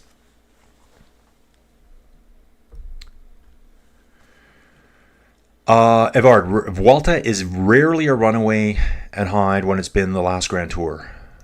Okay. Marcelo, Ribeiro, Ciccone, Almeida, Jonas, and Ayuso are the favorites. Yeah, Ciccone looks really good. It was a total accident, but Ciccone was basically taken out of the Vuelta a Burgos by a crash by Isaac Del Toro, who won the race by the new hand of God, as I'm calling it. Isaac Del Toro crashed on stage 1. When he went down, his hands went under Ciccone's wheel. Guys, I'm not making this up. Okay? He took Ciccone down. Isaac Del Toro got back on his bike in 10 seconds. Ciccone had a mechanical because of that and stood there for like a minute and 20 seconds. So he was out of the race on day 1. All accidental, of course. Okay. Yes, so Rafa Majka there. I saw someone here. I assume the Tour de France is the oldest, 1903. Is the Vuelta and the Giro second and third? Giro will be second, Vuelta will be third. The Vuelta started in 1935. Giro, I don't know the exact year the Giro started, guys. I do have a brand new book on it, though. As far as Grand Tours go, but there are older one-day races. Yeah, exactly. Liège-Bastogne-Liège started in 1892, bros. 1892. That's an old race, and I think there's a couple that are even older than that. Those original road races, like, dominated at first. They kind of disappeared, though, in the late 1800s, the very, very end of the 1800s and the early 1900s, because track sprinting took over as the big deal. What's even crazier, you guys can look this up, okay? I'm not making this stuff up. 3 kilometers to the intermediate sprint, it says here. Still 7 riders, 42-second gap. Lotto on the front here. Going through a little water bottle pickup here. And Alpecin de Koenig just lurking. So Liège-Bastogne-Liège, one of the granddaddies, one of the monuments. There's 5 monuments, guys. It started in 1892. They ran it in World War II. So go back, do your little wiki stuff, do your little Googling, all those kinds of things. Or just take my word for it. Don't do that. Don't ever take my word for anything. They ran it in 1943. So they ran a race in 1943, which is crazy. Liège-Bastogne-Liège. Dawn, I believe Ciccone won. Dawn, yeah, so the first stage was won by, I can't remember. There's 2 decathlon riders there, 2 Bahrain Victorious riders there. Wow, I can't remember who won stage 1. Ciccone won stage 5. Del Toro won the overall. And basically Del Toro won it on that crash on day 1 because he took his main competitor out. Just hand of God. But yeah, he did get his hands ran over by Ciccone's bike. Evard, worst 20% climbs to the finish. Oh yeah, like guys, the Vuelta will have the most insane climbs. No current pharma after what they did to animate the Tour last year. Yeah, there's no current pharma at, I think you're regarding the Vuelta. Yeah, no current pharma. Probably because they wanted to bring Q36.5 in to get Tom Pidcock there.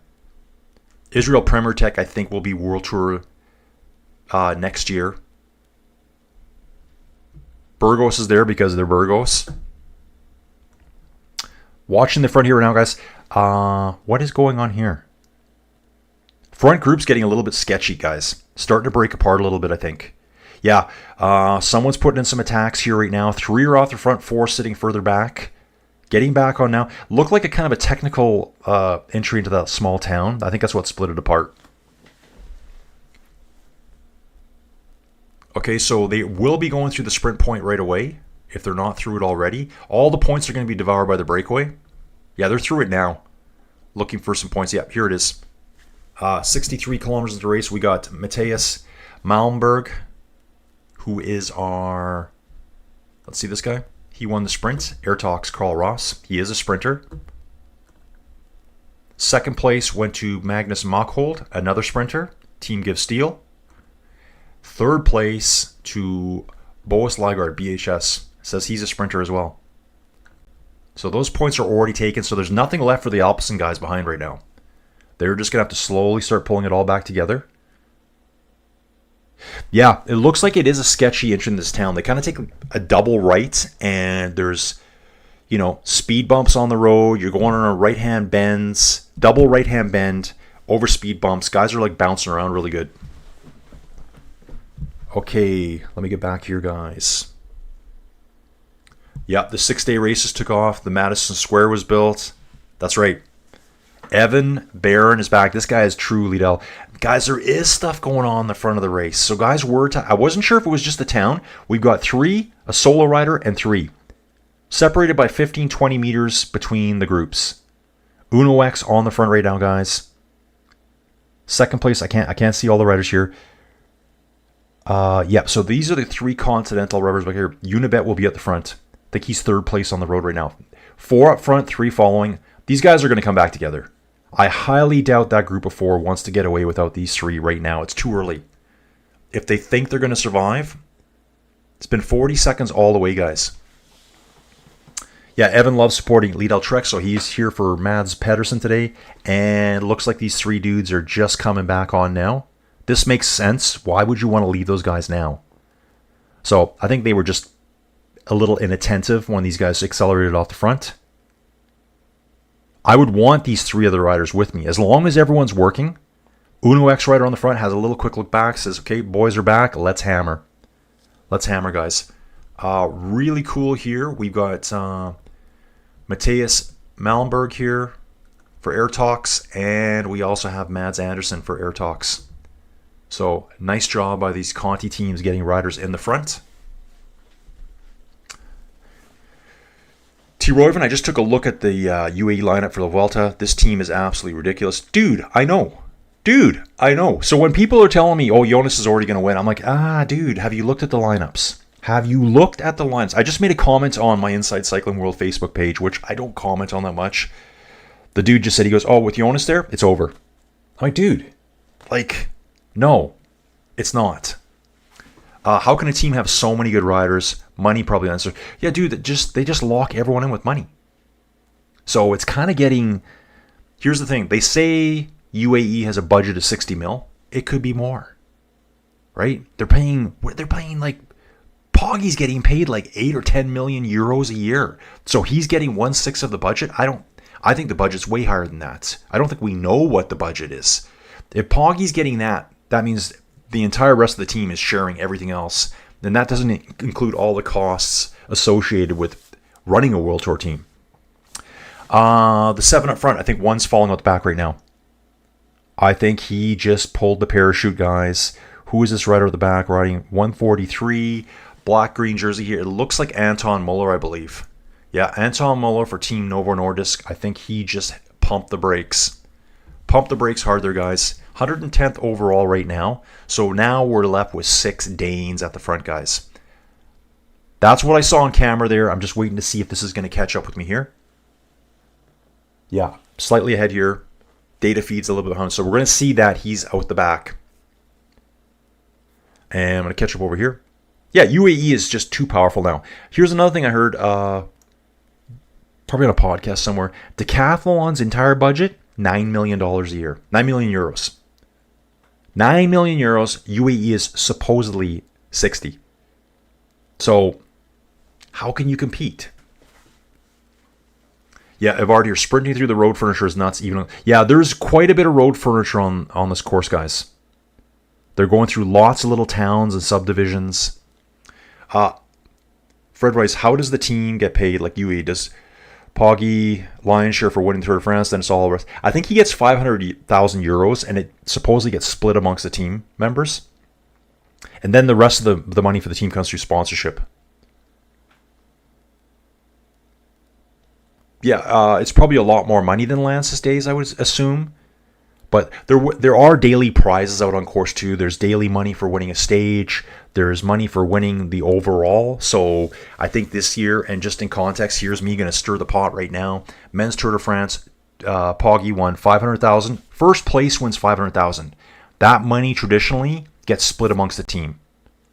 That's how it works. He doesn't just take it and say, you guys get nothing. It doesn't work that way. Women's Tour, Pauline got 50,000. Different race, guys. People can say, yeah, but it's the Tour de France. Dude, I guess it's like anything. It's like people want to get paid the exact same amount just because they do the same sport. And I'm not talking about cycling even. Like, I saw someone one day talking about NBA salaries. And they're like, bro, my son, he's in grade 4. They just won the championships. He should make the same as the NBA. Like, dude, it's different. It's a different level. You can't make the same. Average number of race days per rider by team this season, XDS Astana, 49 days they've actually raced. UAE's right there as well, 49. Movistar, 49. Probably because they're all World Tour teams. The rest are World Tour teams as well. Must be riders in this race, I would assume. Well, that's not true either, because there's no Movistar riders here. I'll have to figure that stat out in a bit. Saying 55 seconds, guys, so they let it go away a bit. It is saying back to 7 riders. I haven't seen the front for a little bit here. Just trying to glance over once in a while. Remember, though, UAE has never won a Grand Tour without Poggy. Yeah, that's true. I think Zhao could be the first. Yeah, if I heard correctly, Emirates citizens get paid to be born. They have money to burn. Yeah. They've got so much money to burn. Like, guys, they have their own pro cycling team now. They have their own... There's another cycling app out there. If you look at the UAE riders... let's take a look at the start list here, guys. There is a UAE rider. I'm trying to find him here. He rides for the national team. It is Julian Johansson right here. It shows him in his UAE jersey. You can't see it there, but on their jerseys or on their kit, it's going to say My Whoosh. My Whoosh is another inside cycling application. They've got everything going. They're just trying to branch out into everything they can right now. Why is that? Well, they've got a lot of money right now, but they may not have a lot of money in the future. Primary source of income for that country is oil and gas. So Emirates citizens get paid to be born, they have money to burn. Yeah, crazy. And like 60 years ago, what would that country have been? Just a big sand pile. Big pile of sand.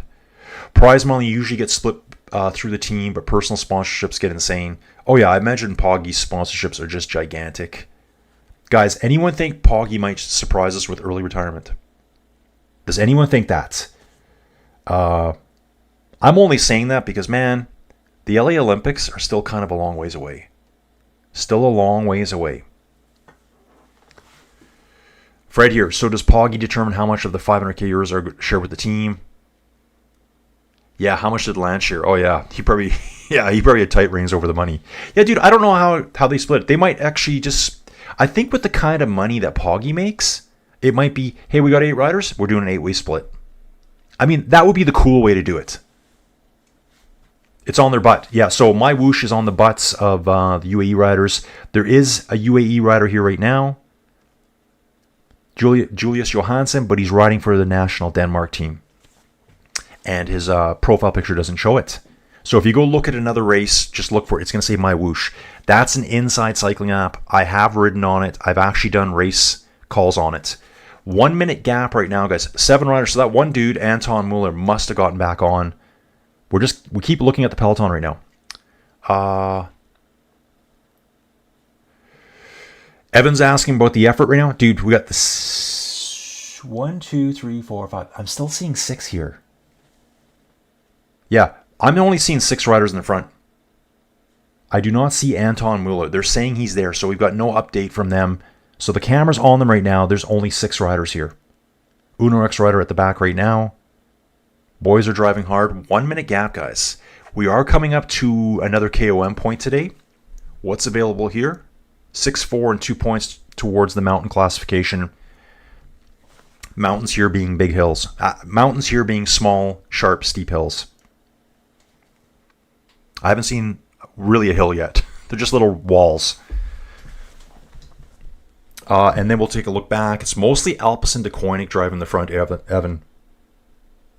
Picnic's there as well, and Lotto. Set up as a sprint stage. They need to be doing all the work. Evard saying, yeah, dude, Poggy could retire early and come back for the games. Yeah, I'm just thinking about it because I think the LA Olympics are 2028. And, okay, watching, you're just seeing if there's any attacks going off here. 59-second gap here right now. Guys, we've only got 39 kilometers to go. What am I going to do with myself for the rest of the day? I don't even know. I'll do some more cycling research. Yeah, so 2028. So I imagine the Olympics are going to be, what, June, July, August, something like that. That's like 3 years away. And he's just... Either he's burnt out or just bored to death right now. So I saw he even had his own little Poggy one-day race somewhere in, I guess it would have been Slovenia. I don't know. Fred, I was scared of Poggy retirement when I heard him talking like he did during last week at Tour de France. He sounded, I think he's absolutely burnt out. He says he's already counting down the years to retirement. And he made some comments too. He goes, at some point I won't be as good as I am right now. So I think deep down in his head, think about that. You're the champion. You see this a lot in boxing. Do you retire at the top, or do you take the chance of losing to someone else? I think that's what's going through his head right now. Soren Raven here. Dude, what do you think of Denmark so far? Dude, I love it. I've been talking about how nice it looks here. Super clean. Parts of the countryside remind me exactly where I live. Outside the fact that you guys have better roads, your roads curve, and I say this all the time on my streams, guys. Where I live in Alberta, Canada, the roads are set up really, really well if you're a farmer. We have big farms here. You know, we run farms on quarter sections, so a quarter section is 160 acres. You can barely run a farm here on 160 acres. That's a nothing farm.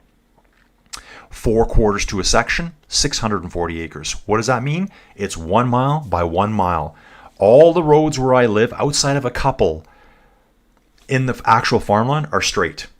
It's kind of like riding rectangles. You're going to go 1 mile east-west to find a north-south 2 mile long road. And then there'll be cross-cutting roads too.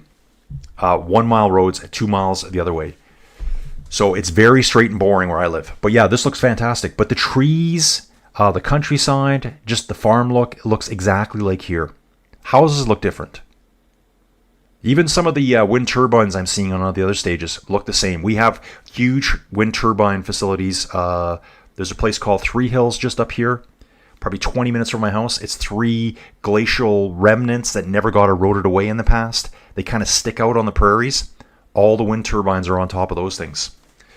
Okay, Evan, is there an explanation for the tactic when snake riding usually happens at the end of stages, when the front rider goes from left to right, back? I guess, dude, yeah. Okay, the flags are blowing here, guys. I don't know how strong that is, but those Danish flags are blowing. Did you know that the Danish flag is the oldest existing flag in the world? Boom, boom. There you go. I think it's been around since like year 1000 or something. I'm sure the Danes here. Who's that dude before? Soren. Soren Raven. Do we have a date on the Danish flag? But it's currently the oldest existing national flag in its original form. I probably said too much, but... dude, I think they're just trying to get him off the draft. When the rider goes from left to right, back to left. Yeah, dude, it would be... Yeah, dude, they're just trying to like shed riders off the rear wheel. They're looking back, saying, oh, dude, I'm pulling another team up with me. I got to dump him, so left to right across the road, try to throw him off. And let's just have a quick look. Still saying 7, so obviously that dude got back on. Good for him. Watching the Peloton now, the helicopter zooming in now. Yeah. Dude, Evan, right now, big string of riders at the front. Alpecin sitting on the front. Picnic all in second. 1 Picnic rider at the front with Alpecin and that same Lotto rider. So it's basically Alpecin, Picnic, Postinel, and then I see the entire Lotto team. Visma team is a little bit further back. Ooh, there's Unibet Titama Rockets. They're about the 4th team. So essentially we have 4 teams stretched on the front, and then everyone's in a big blob behind them. So they're driving the front end very fast right now. Just getting to 47k an hour average. 35k's to go, guys. Let me get caught up again. Yeah, dude, Soren, love it. Denmark looks fantastic. I'd love to visit. Fabs, next KOM 200 meters at 4.3%. Yeah, so we've been through that.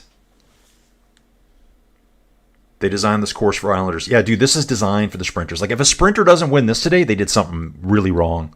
Again, lots of road furniture here, too. Guys are split up on either sides of the roads. Got like 10 riders on this side. We got all the rest over here. Of our Just Ride baby. Okay, who's this dude here? Foodie Suri. I was in screen. I don't know what that means. Were you on camera? Is that what you're saying? He can't retire. Who will lose that 10 million? Yeah, he can't. That's why I think he's saying I'm counting down the years to retirement. He's looking at that bank account going, okay, I ride next year, another 10 million. I ride the following year, another 10 million. He's probably got even a thing. If you complete your contract, we'll give you 20 mil extra at the end. We're UAE. We've got all that dirty oil money to burn. Yeah, so it's funny too. I actually have people I know in the inside cycling world, like riding your bike inside, guys. It's right here on camera. Here's my handlebars right back here. They refuse to ride my whoosh because it's dirty oil money. I'm like, okay, whatever, dude. Get over yourself. T. Roven Poggy will definitely retire early, but not that early. I think 29 or 30, we'll call it a day. Yeah, there's still lots of races he wants to win. Again, as much as you think he's super dominant, there's guys who've done this before. You just got to go back in time a little bit. Poggy doesn't get an off season. He has to constantly on his game. Yeah, guys, I think you could say that. You could say that about all the cyclists now. There is no off season anymore. Back in the day, they ride to November, and outside of cyclocross, they go kick around for a month, 6 weeks, do nothing. Now it's like they're constantly staying in shape, and there's so many good races now. Like January, you have the Tour Down Under and the Alula Tour. Like that's how quick it starts again. We will be riding Il Lombardia, the Race of the Fallen Leaves, on October the 11th, I believe it is. There's just and there's races after that too. They're not going to just sit around and pull you on over and get fat. They keep training the whole time. Maybe they dial it down a tiny bit. I don't think they even do that anymore.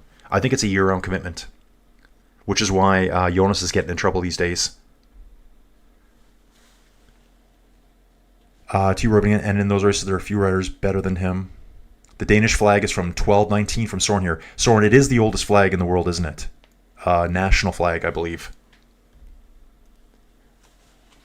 As American flyer called Shake and Break. Yeah, Shake and Break, that's right. Hope he stays around to go for a 5th and possible 6th Tour de France to tie or set the record. 5th would tie a record. Like people say, 7 doesn't even exist anymore. They were all taken away from Lance. But how much does he care about that? I actually don't think he cares. I haven't seen him being asked a question. It certainly mattered to Lance. Yeah, like, there's a difference. Lance, whatever you want to say about him, just say it. I don't care. But Lance was, he was like in his glory, everything Tour de France, whereas Poggy's just seems, I don't know. And they did say it afterwards, he can't be happy every day. So I'll give him that benefit of the doubt. Yeah, you can't be in fine form every day for media. But he just seems kind of bored with it, to me. Oh, Robbie's got the comment here. Poggy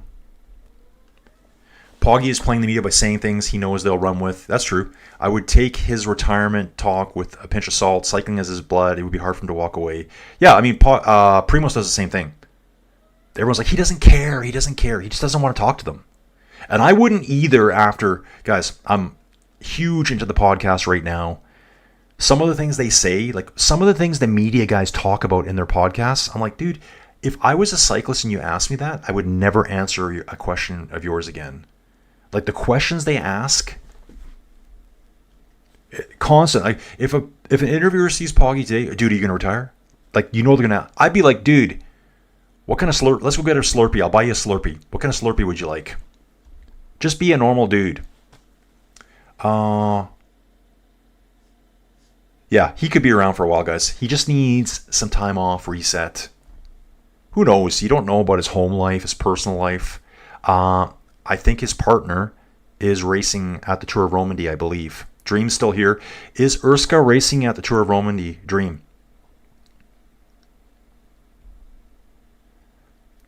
Sports washing, another controversial topic. What is sports washing? Guys, what have I missed there? What is the definition of sports washing? And I'm still watching you guys. 31.6 to go. 7 riders still sitting at a 1-minute gap. When did they start dialing this back? Alpes and De Koenig, you're going to have to start doing some serious work. So sports washing, I've never heard that term used before. Yep, Soren saying yes it is, so I did know that. This little Canadian here over in Alberta, Canada knows that. Robbie, he will do the Tour de France for best few years and will win a couple of them at least. That's my opinion, but he won't stop until he's ticked all the boxes. So he needs a... He's done La Vuelta. He hasn't won La Vuelta, has he? No, he hasn't won La Vuelta.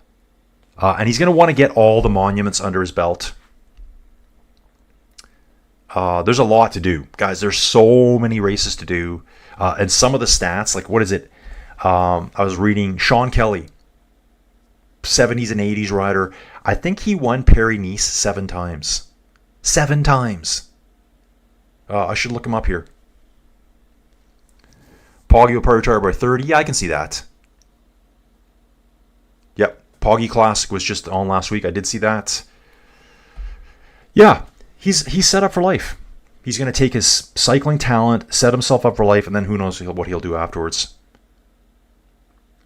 Ooh, guys, busy here today, guys. It is busy here today. Maybe guys are getting into the Tour of Denmark now. The chat action that we have, guys, this is what makes us different from all those other streams you watch from the commentators that just talk at you all day long.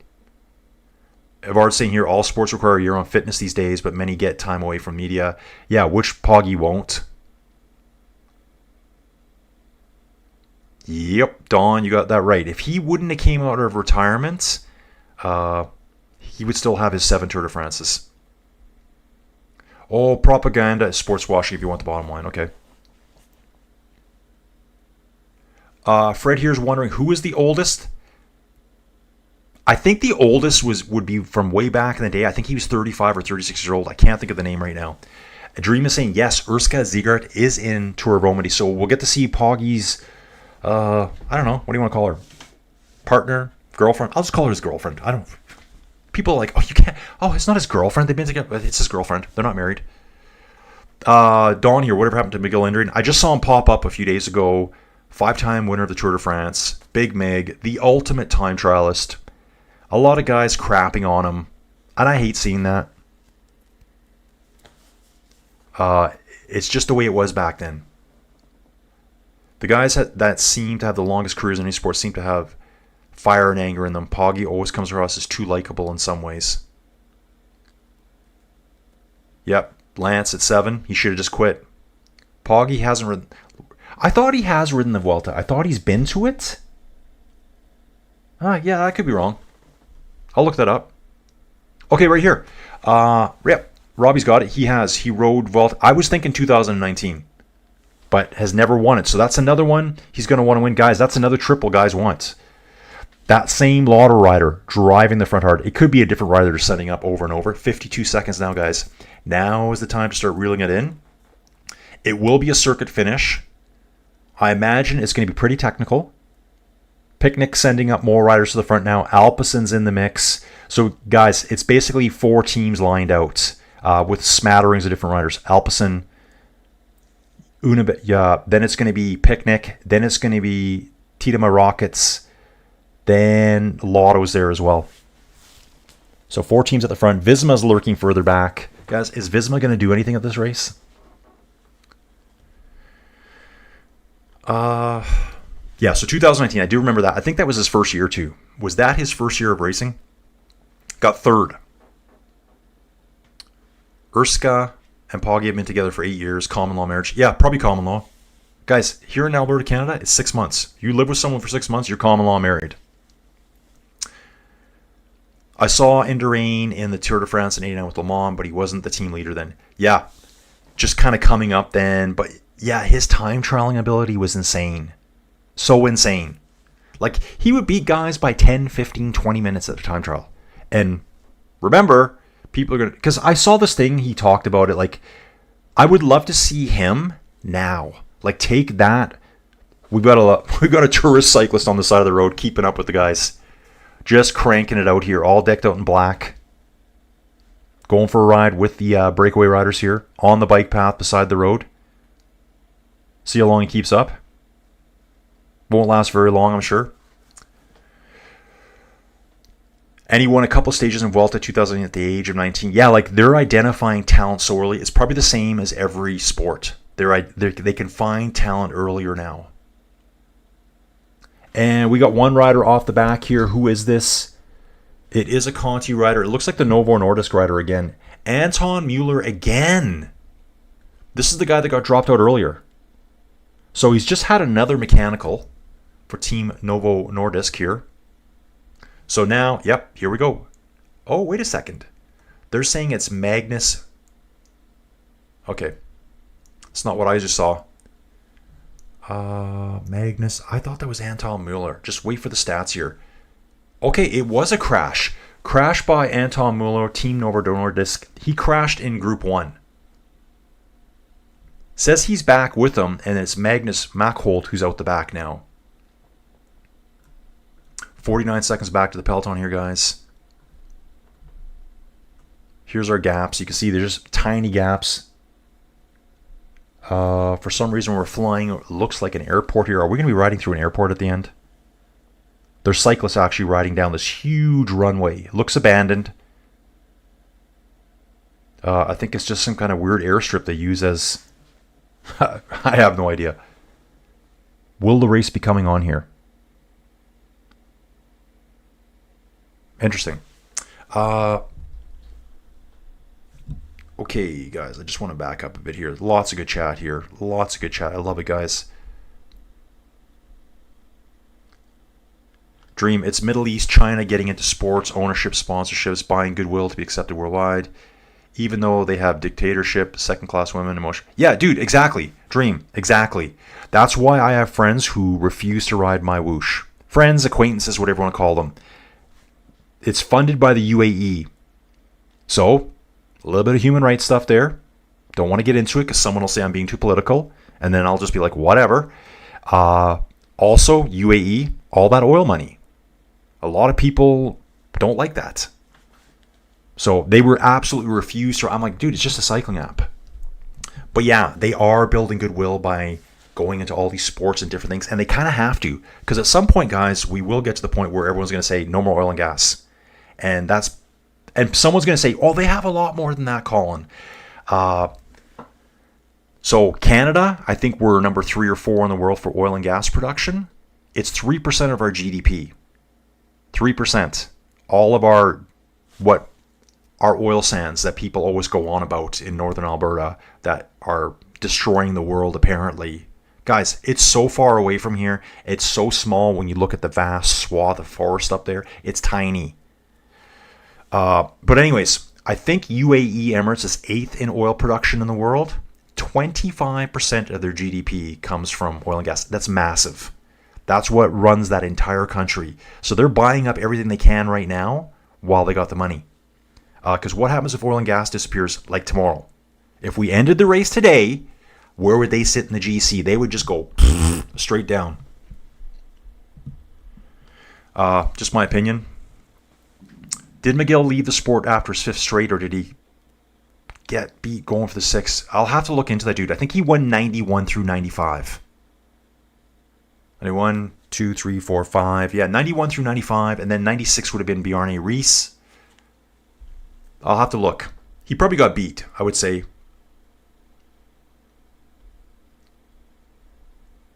Yep, B. Flares has got it here. I was just going to say, as dominant as you think Poggy is, there was a guy 50 years ago that was doing this and more. Yeah, 2019, 19-year-old kid, 3rd place at La Vuelta is insane. Yeah, he would have graduated high school, probably, getting in trouble from mom and dad for not studying enough. 6 riders in the front still, guys. Anton Mueller, now they're saying is out the back. Yeah, so they switched that now. They switched it. They had Anton Mueller in this group, and he's vanished now.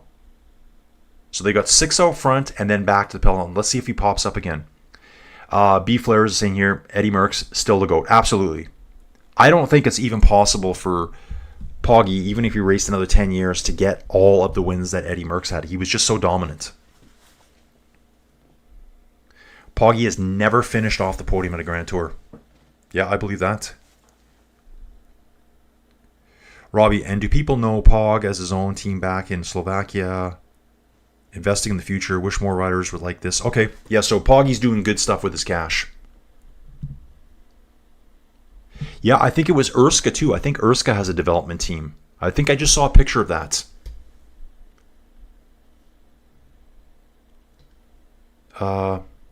Yeah, give kids a hope. Yeah, put some money back into it instead of just like driving Lambos and jet setting around on private jets. Okay. Got beat by Bjarne Riis in 96, Fred. That's what Ivard's saying. Yeah, so it would have been 96 would have been Riis, 97 would have been Jan Ulrich. 98, was that Pontani? I don't even know. Lance wasn't around at that time, guys. He was trying to stay alive, battling through cancer. Riis got away on a shortened mount stage and Mig lost too much time. Yeah, he just won his tours by being the best time trialist out there. So Anton Mueller has been caught by the Peloton now. So it did say he crashed. Also had a mechanical error. He must have just touched wheels or a little bit of inattention in that front group. And we're looking at 34 seconds now, guys. We have 22 kilometers to go here. We will be entering the local circuit here very quick. We enter the local circuit at about 19.5 kilometers. Peloton's really strung out now, guys. 2 picnic riders sitting on the front right now, and then the entire Alpecin Deceuninck team. T. Reuven, basically everyone's back in the Peloton, dude. That's where all the sprinters are hanging out. Mads Pedersen's back there. We've got our 6 riders in the break still. Sebastian Nielsen, Rasmus Wallen, Boas Leisgaard, Mads Andersen, Matthias Malberg, and Magnus Makholt. 2 are Pro Series riders, 4 are Conti riders. And 2 of those Conti riders are teammates.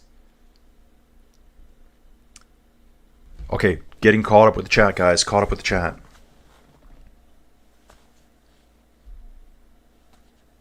Eddie Merckx was in a different time when people were fighting wars and buying houses at 21. Nowadays, kids aren't done with school. Yeah, that's true. They can't afford to buy houses anymore. Yeah, Robbie, they couldn't because the Saudi has more cash than sense and it won't run out. Yeah, I think all those countries there, they're probably all doing the same thing. Like, we got to get our money into other stuff. Realistically, is oil and gas ever going to end? They'd have to rebuild everything here. I always tell people I'm all for environmental. I mean, because I know there's a lot of that in the Netherlands, a lot in Denmark. I'm all for it until you need. But if you're, okay, how do I put it?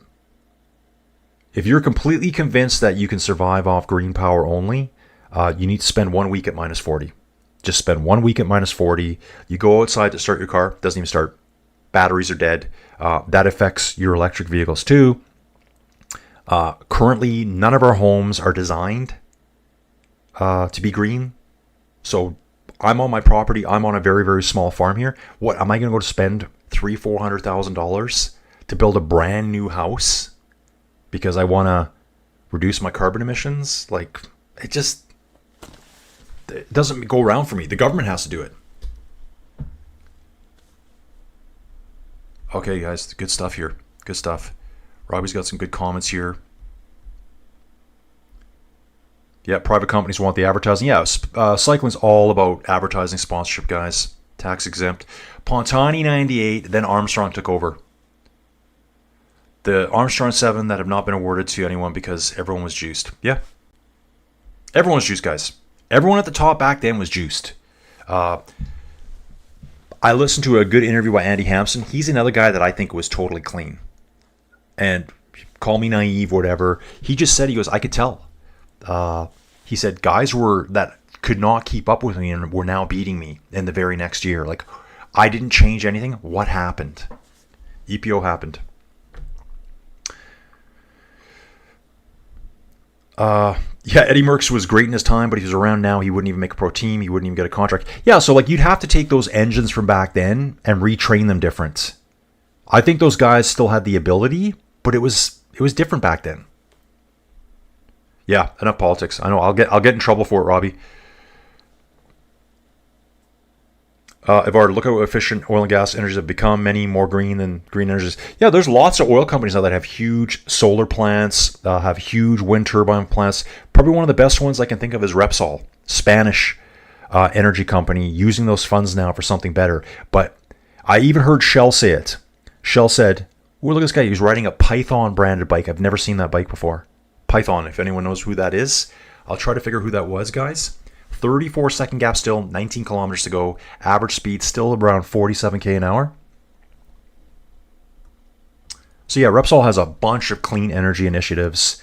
And it was Shell who also says the only way we're going to get to 100% green is through oil and gas. And everyone's going to say, oh, that's just a law, all that stuff. Probably right. I don't see the government just handing out billions of dollars to pay for all the green initiatives. Maybe the oil and gas companies can. Anyways, yeah, I'm going to get in trouble now. Whatever. Working guy in the West, I couldn't afford a green party. I couldn't afford a new battery car. I wouldn't buy secondhand with dodgy battery. Yeah. Dude, me and Joey, we have lots of cars. I told her, I said, maybe it's time she can get an EV. I have nothing against them. Parts of Canada, though, you're probably putting your life on the line in the wintertime. Parts of Canada, I'm not saying the cities. Driving north, you'll find chargers that are 10 kilowatt hour chargers. The good ones, the good Tesla ones, are 500 up to 1,000 kilowatt hour chargers. A 10, you're going to sit there all day to get a charge. It's just not feasible. And that's only because Canada's so big. It works fine in other countries. It just doesn't work here. Okay, I'm moving on with this. Fred, I think I saw Lance say that he thinks Poggy is the GOAT. Anyone see that, or am I dreaming? Dude, I can see him saying that. Is the finish today completely flat? Because I'm thinking Mads could win every stage at the Tour of Denmark. It's a circuit. It's kind of got a few lumps and bumps in it, but it's pretty flat. I think there is about a total of 600 meters climbing today. And we are on the final circuit now. So they're going to do the circuit 3 times. With a 40-second gap right now. 6 riders up front. We got Sebastian Nielsen pushing hard for Titama Rockets. Great name for a team as well. Right? Great name for a team. Like that's what I want. I want like the snarling Jaguars, or the ferocious Grizzlies of Canada. That's what I want. Instead of these boring names, Unibet Titama Rockets. Yeah, it's just got something to it. I'm all in on these guys. Yeah, it is 5K for the main battery. Oh, okay, so Fred's talking about cost of batteries. Yeah, I mean, guys, I'm all for EV. I'm also for my oil and gas. My career is gone. I worked in oil and gas. I found the stuff. I would tell people where to drill. I would do my mapping. I put a presentation together. I'd be like, hey, man, I need 10 mil. What's I going to do? I'm going to drill 10 wells in this field. We're going to end up making blah, blah, blah. And now I don't get to do that anymore. 8K, 8,000 pounds in the UK for a new battery. And same take 4 batteries. Oh, and some take 4 batteries. Gotcha, dude. Yeah, the batteries are ridiculously priced. And there's huge amounts of energy that go into making those batteries. The rest of the car is not green in any way. It has rubber tires, plastics, all the same stuff that a normal car does. It just doesn't make any emissions. I guess they'd be really good in cities that have really bad air quality issues. Maybe that's where they should be. We don't need them here. Don't need them. Probably, I live in one of the lowest density population countries on the planet. It's not overcrowded here. 6 riders up front, guys. They now have, 16 kilometers to go here. Is it 16 or 15? Wow, that's saying 15 there. So this data here right now is a little bit delayed. I'm seeing 15 kilometers on the stream from Flow Bikes here. Unibet sitting on the front. Yeah, this guy wants to sprint. I like his purple helmet too. Purple helmet on the front, it looks like. Blue on the back. The Rockets. Snarling Jaguars. I'm making a new team, guys. Stealthy Velociraptors. Oh man, you guys have got this chat rocking today, guys. Rocking. Love it. Don, there's no comparing today from yesterday. I'm amazed by how athletic kids still are nowadays after seeing how much kids sit around and play video games all day long, drinking Gatorade, yeah, Red Bulls and Monster energy drinks. What happened to the early 70s when we were all happy, had great service? Where's all the cash gone? Yeah, things are so changed. Everything's so expensive now, guys. So expensive. And the tariff war between Canada and the US, so dumb. So dumb. Now China's throwing huge tariffs on Canada. 75% tariff on canola. That's a huge crop here. Like right now, guys, I look out my door.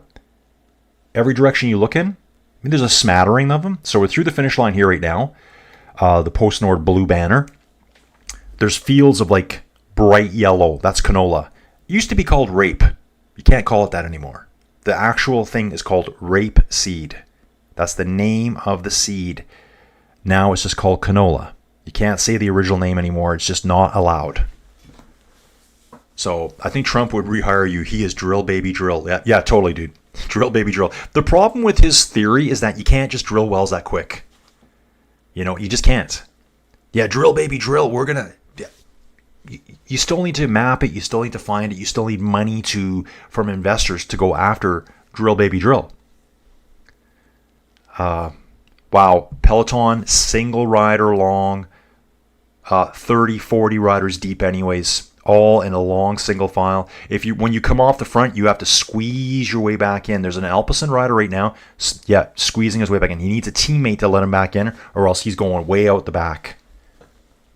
Absolutely hammering, guys. Speed now, 46.5 k an hour, 26-second gap. The Alberta Avalanche. That's right. We got the Colorado Avalanche down in the States. That was the old Quebec Nordiques from the old days. Okay, seeing a little bit of communication here between the Alpecin riders. One guy's got his hand on his back. Lotto rider still in the front. Lotto's just staying in the mix, you guys. Then Alpecin. Got the Breakaway rider still going for it, guys. Heads down right now. They're not giving up.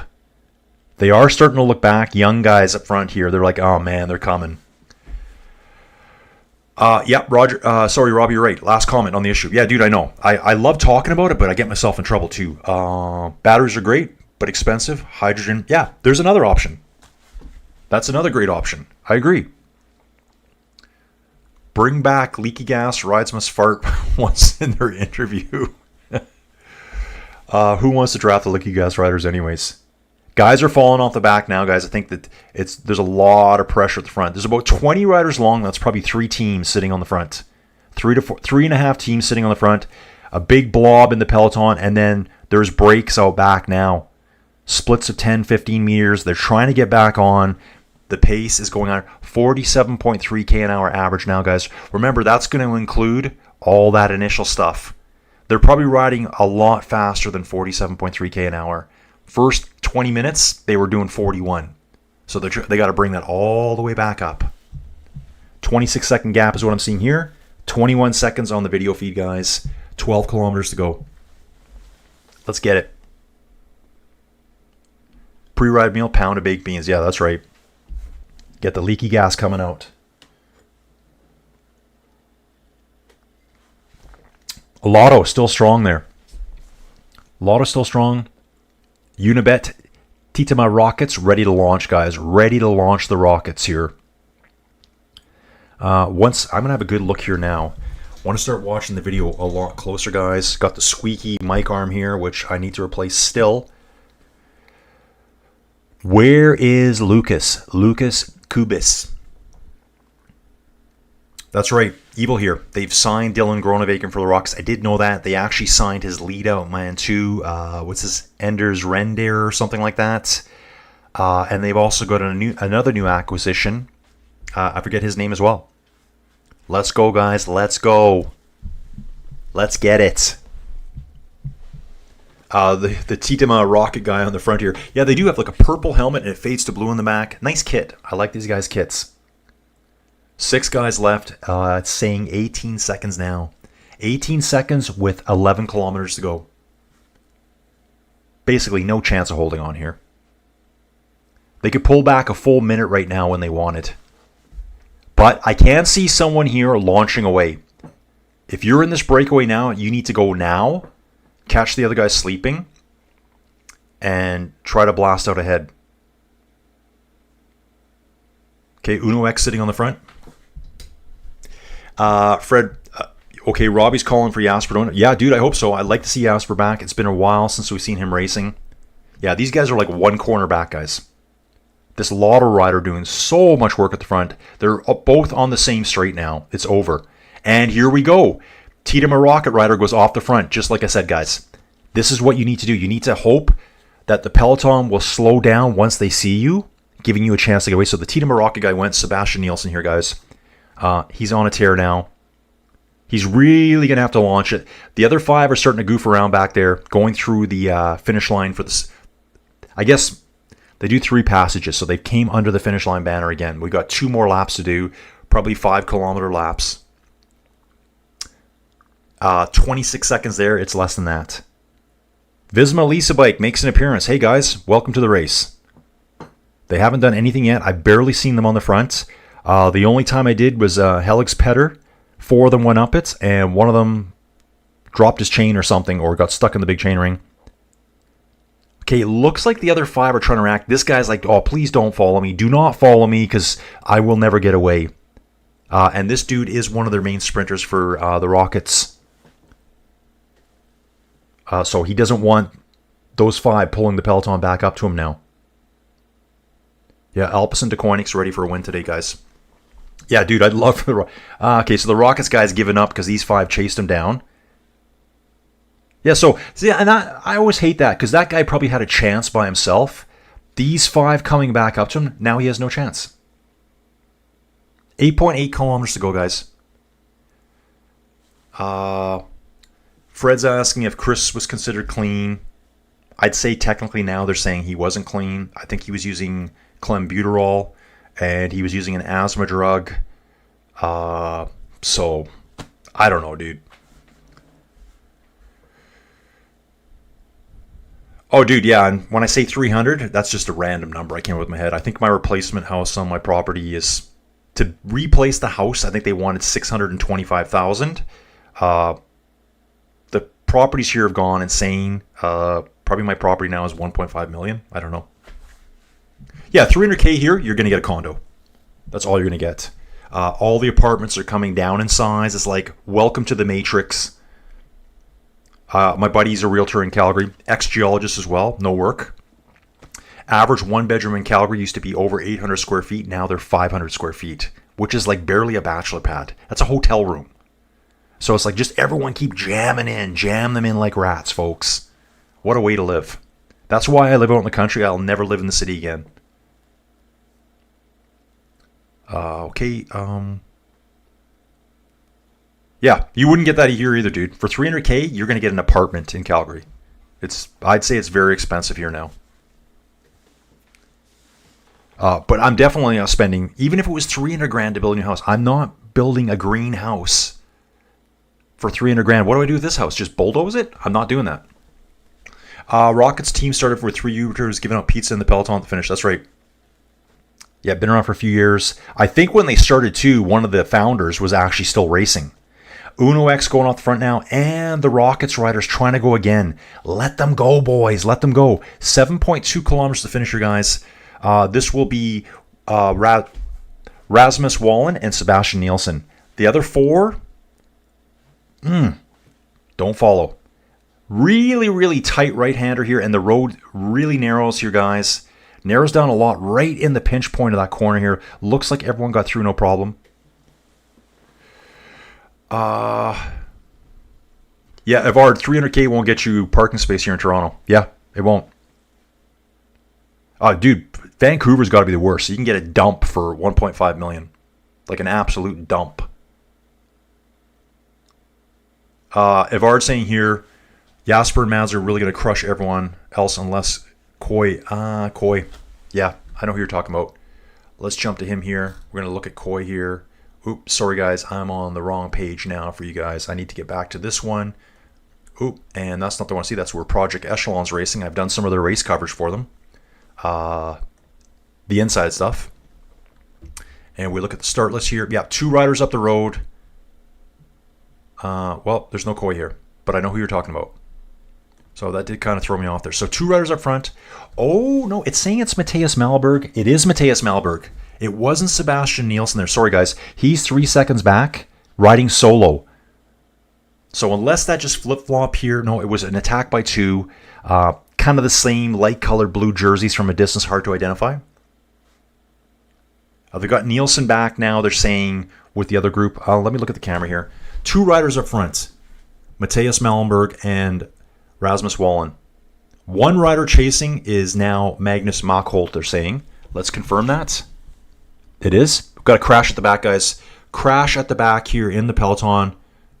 Ooh, we got a national Danish rider down here.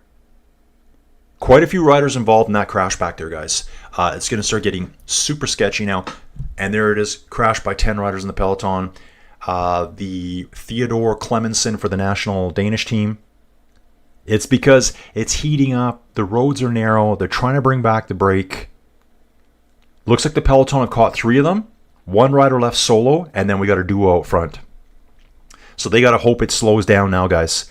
Lead rider here, that looks like Mattias Malmberg, tongue out, just grimacing in pain.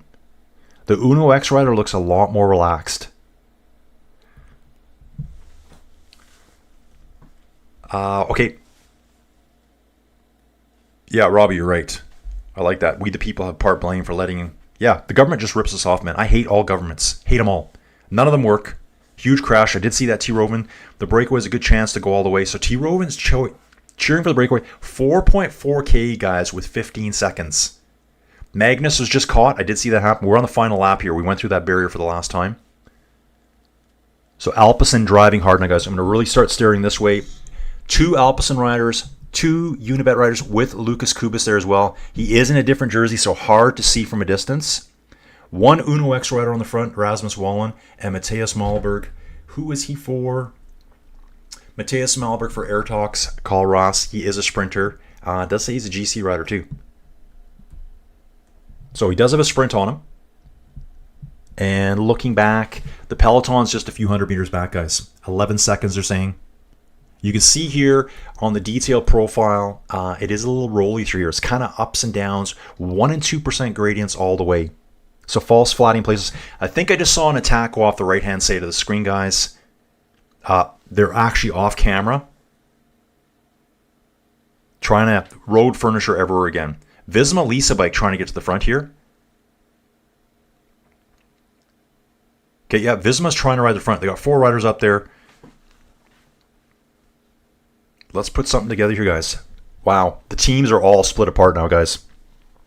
Those long strings are now gone. Okay, Lotto's trying to reform on the right-hand side of the screen. Visma in the middle. Alpecin looks like they're on the left-hand side of the screen here with Picnic. Lotto now moving to the front here with 5 riders. Lotto pulling, and it is saying here, Lotto is pulling in the Peloton. 2 riders left up front. Matthias Malmberg still smashing himself to oblivion. The Uno X rider still trying to get away. 7 seconds, guys. 3 kilometers to go.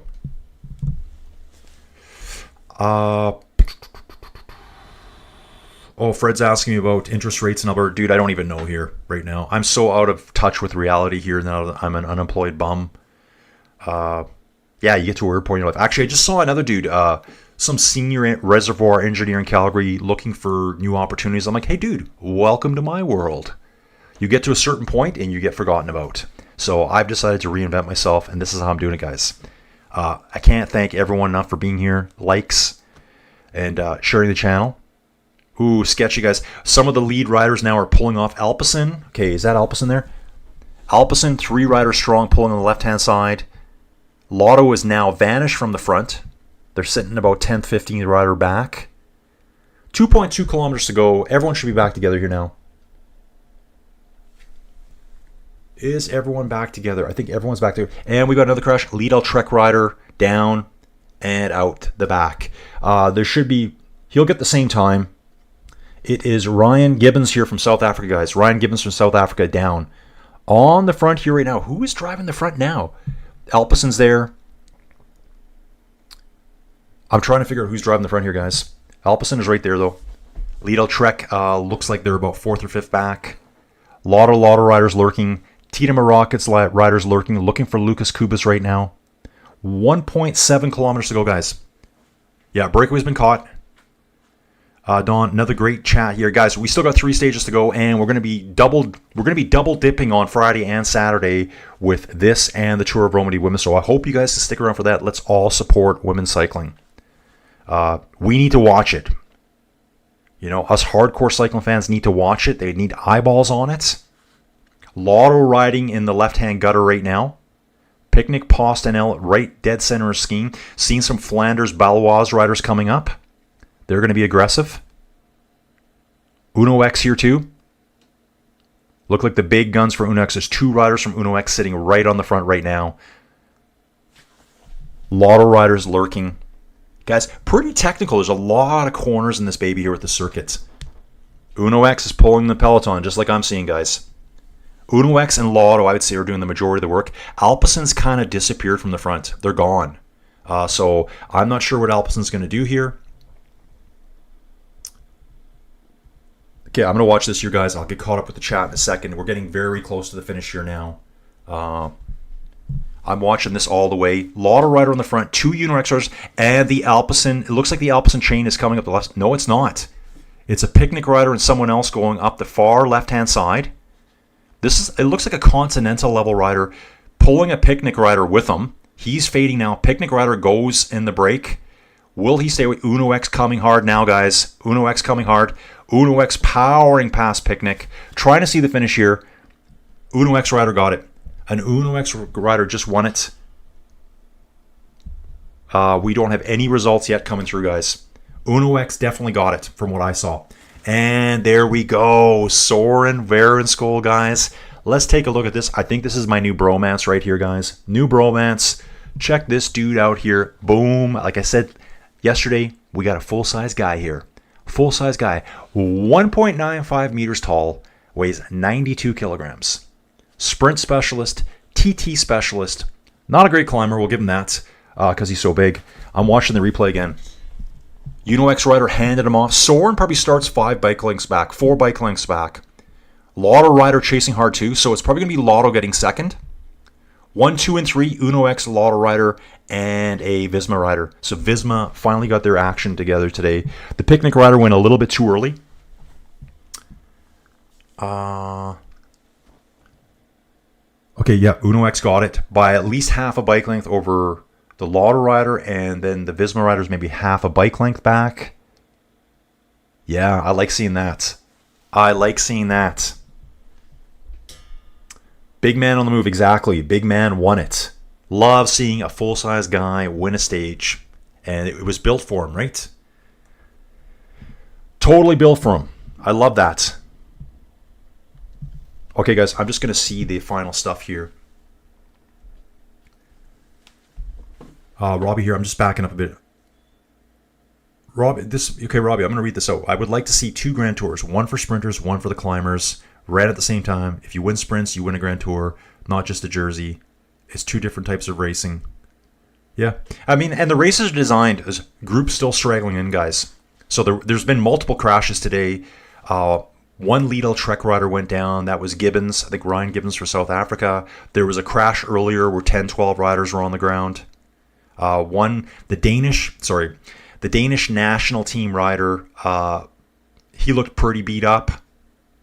Everyone also scrambling up. Riders just slowly coming in. They're all going to get the same time, guys, with the 3, maybe 5 kilometer finish line rule here. Awesome race. Awesome sprint there at the end. Okay, Fred Rice. Wish you the absolute best. You will succeed. You have the endurance factor in your DNA. Dude, thank you. Yeah, dude, like, at times I get a little bit about Calgary, oil and gas, the world, oil and gas, hatred of energy. Yet we all still need it, but I'm so far out of the mix now. It's time to reinvent myself and do something different that I love. Would I go back to oil and gas? Probably only because you can make so much money at it. This, very little, but I'm happy doing this. Total race time today, guys, was like under 2 hours and 20 minutes. So I'm still looking for final results, guys. Let's see what we can get here. Okay, here's preliminary results. You're going to see them here on the left-hand side of the screen. Soren Verenskol. Here's the Lotto rider that was sprinting really strong.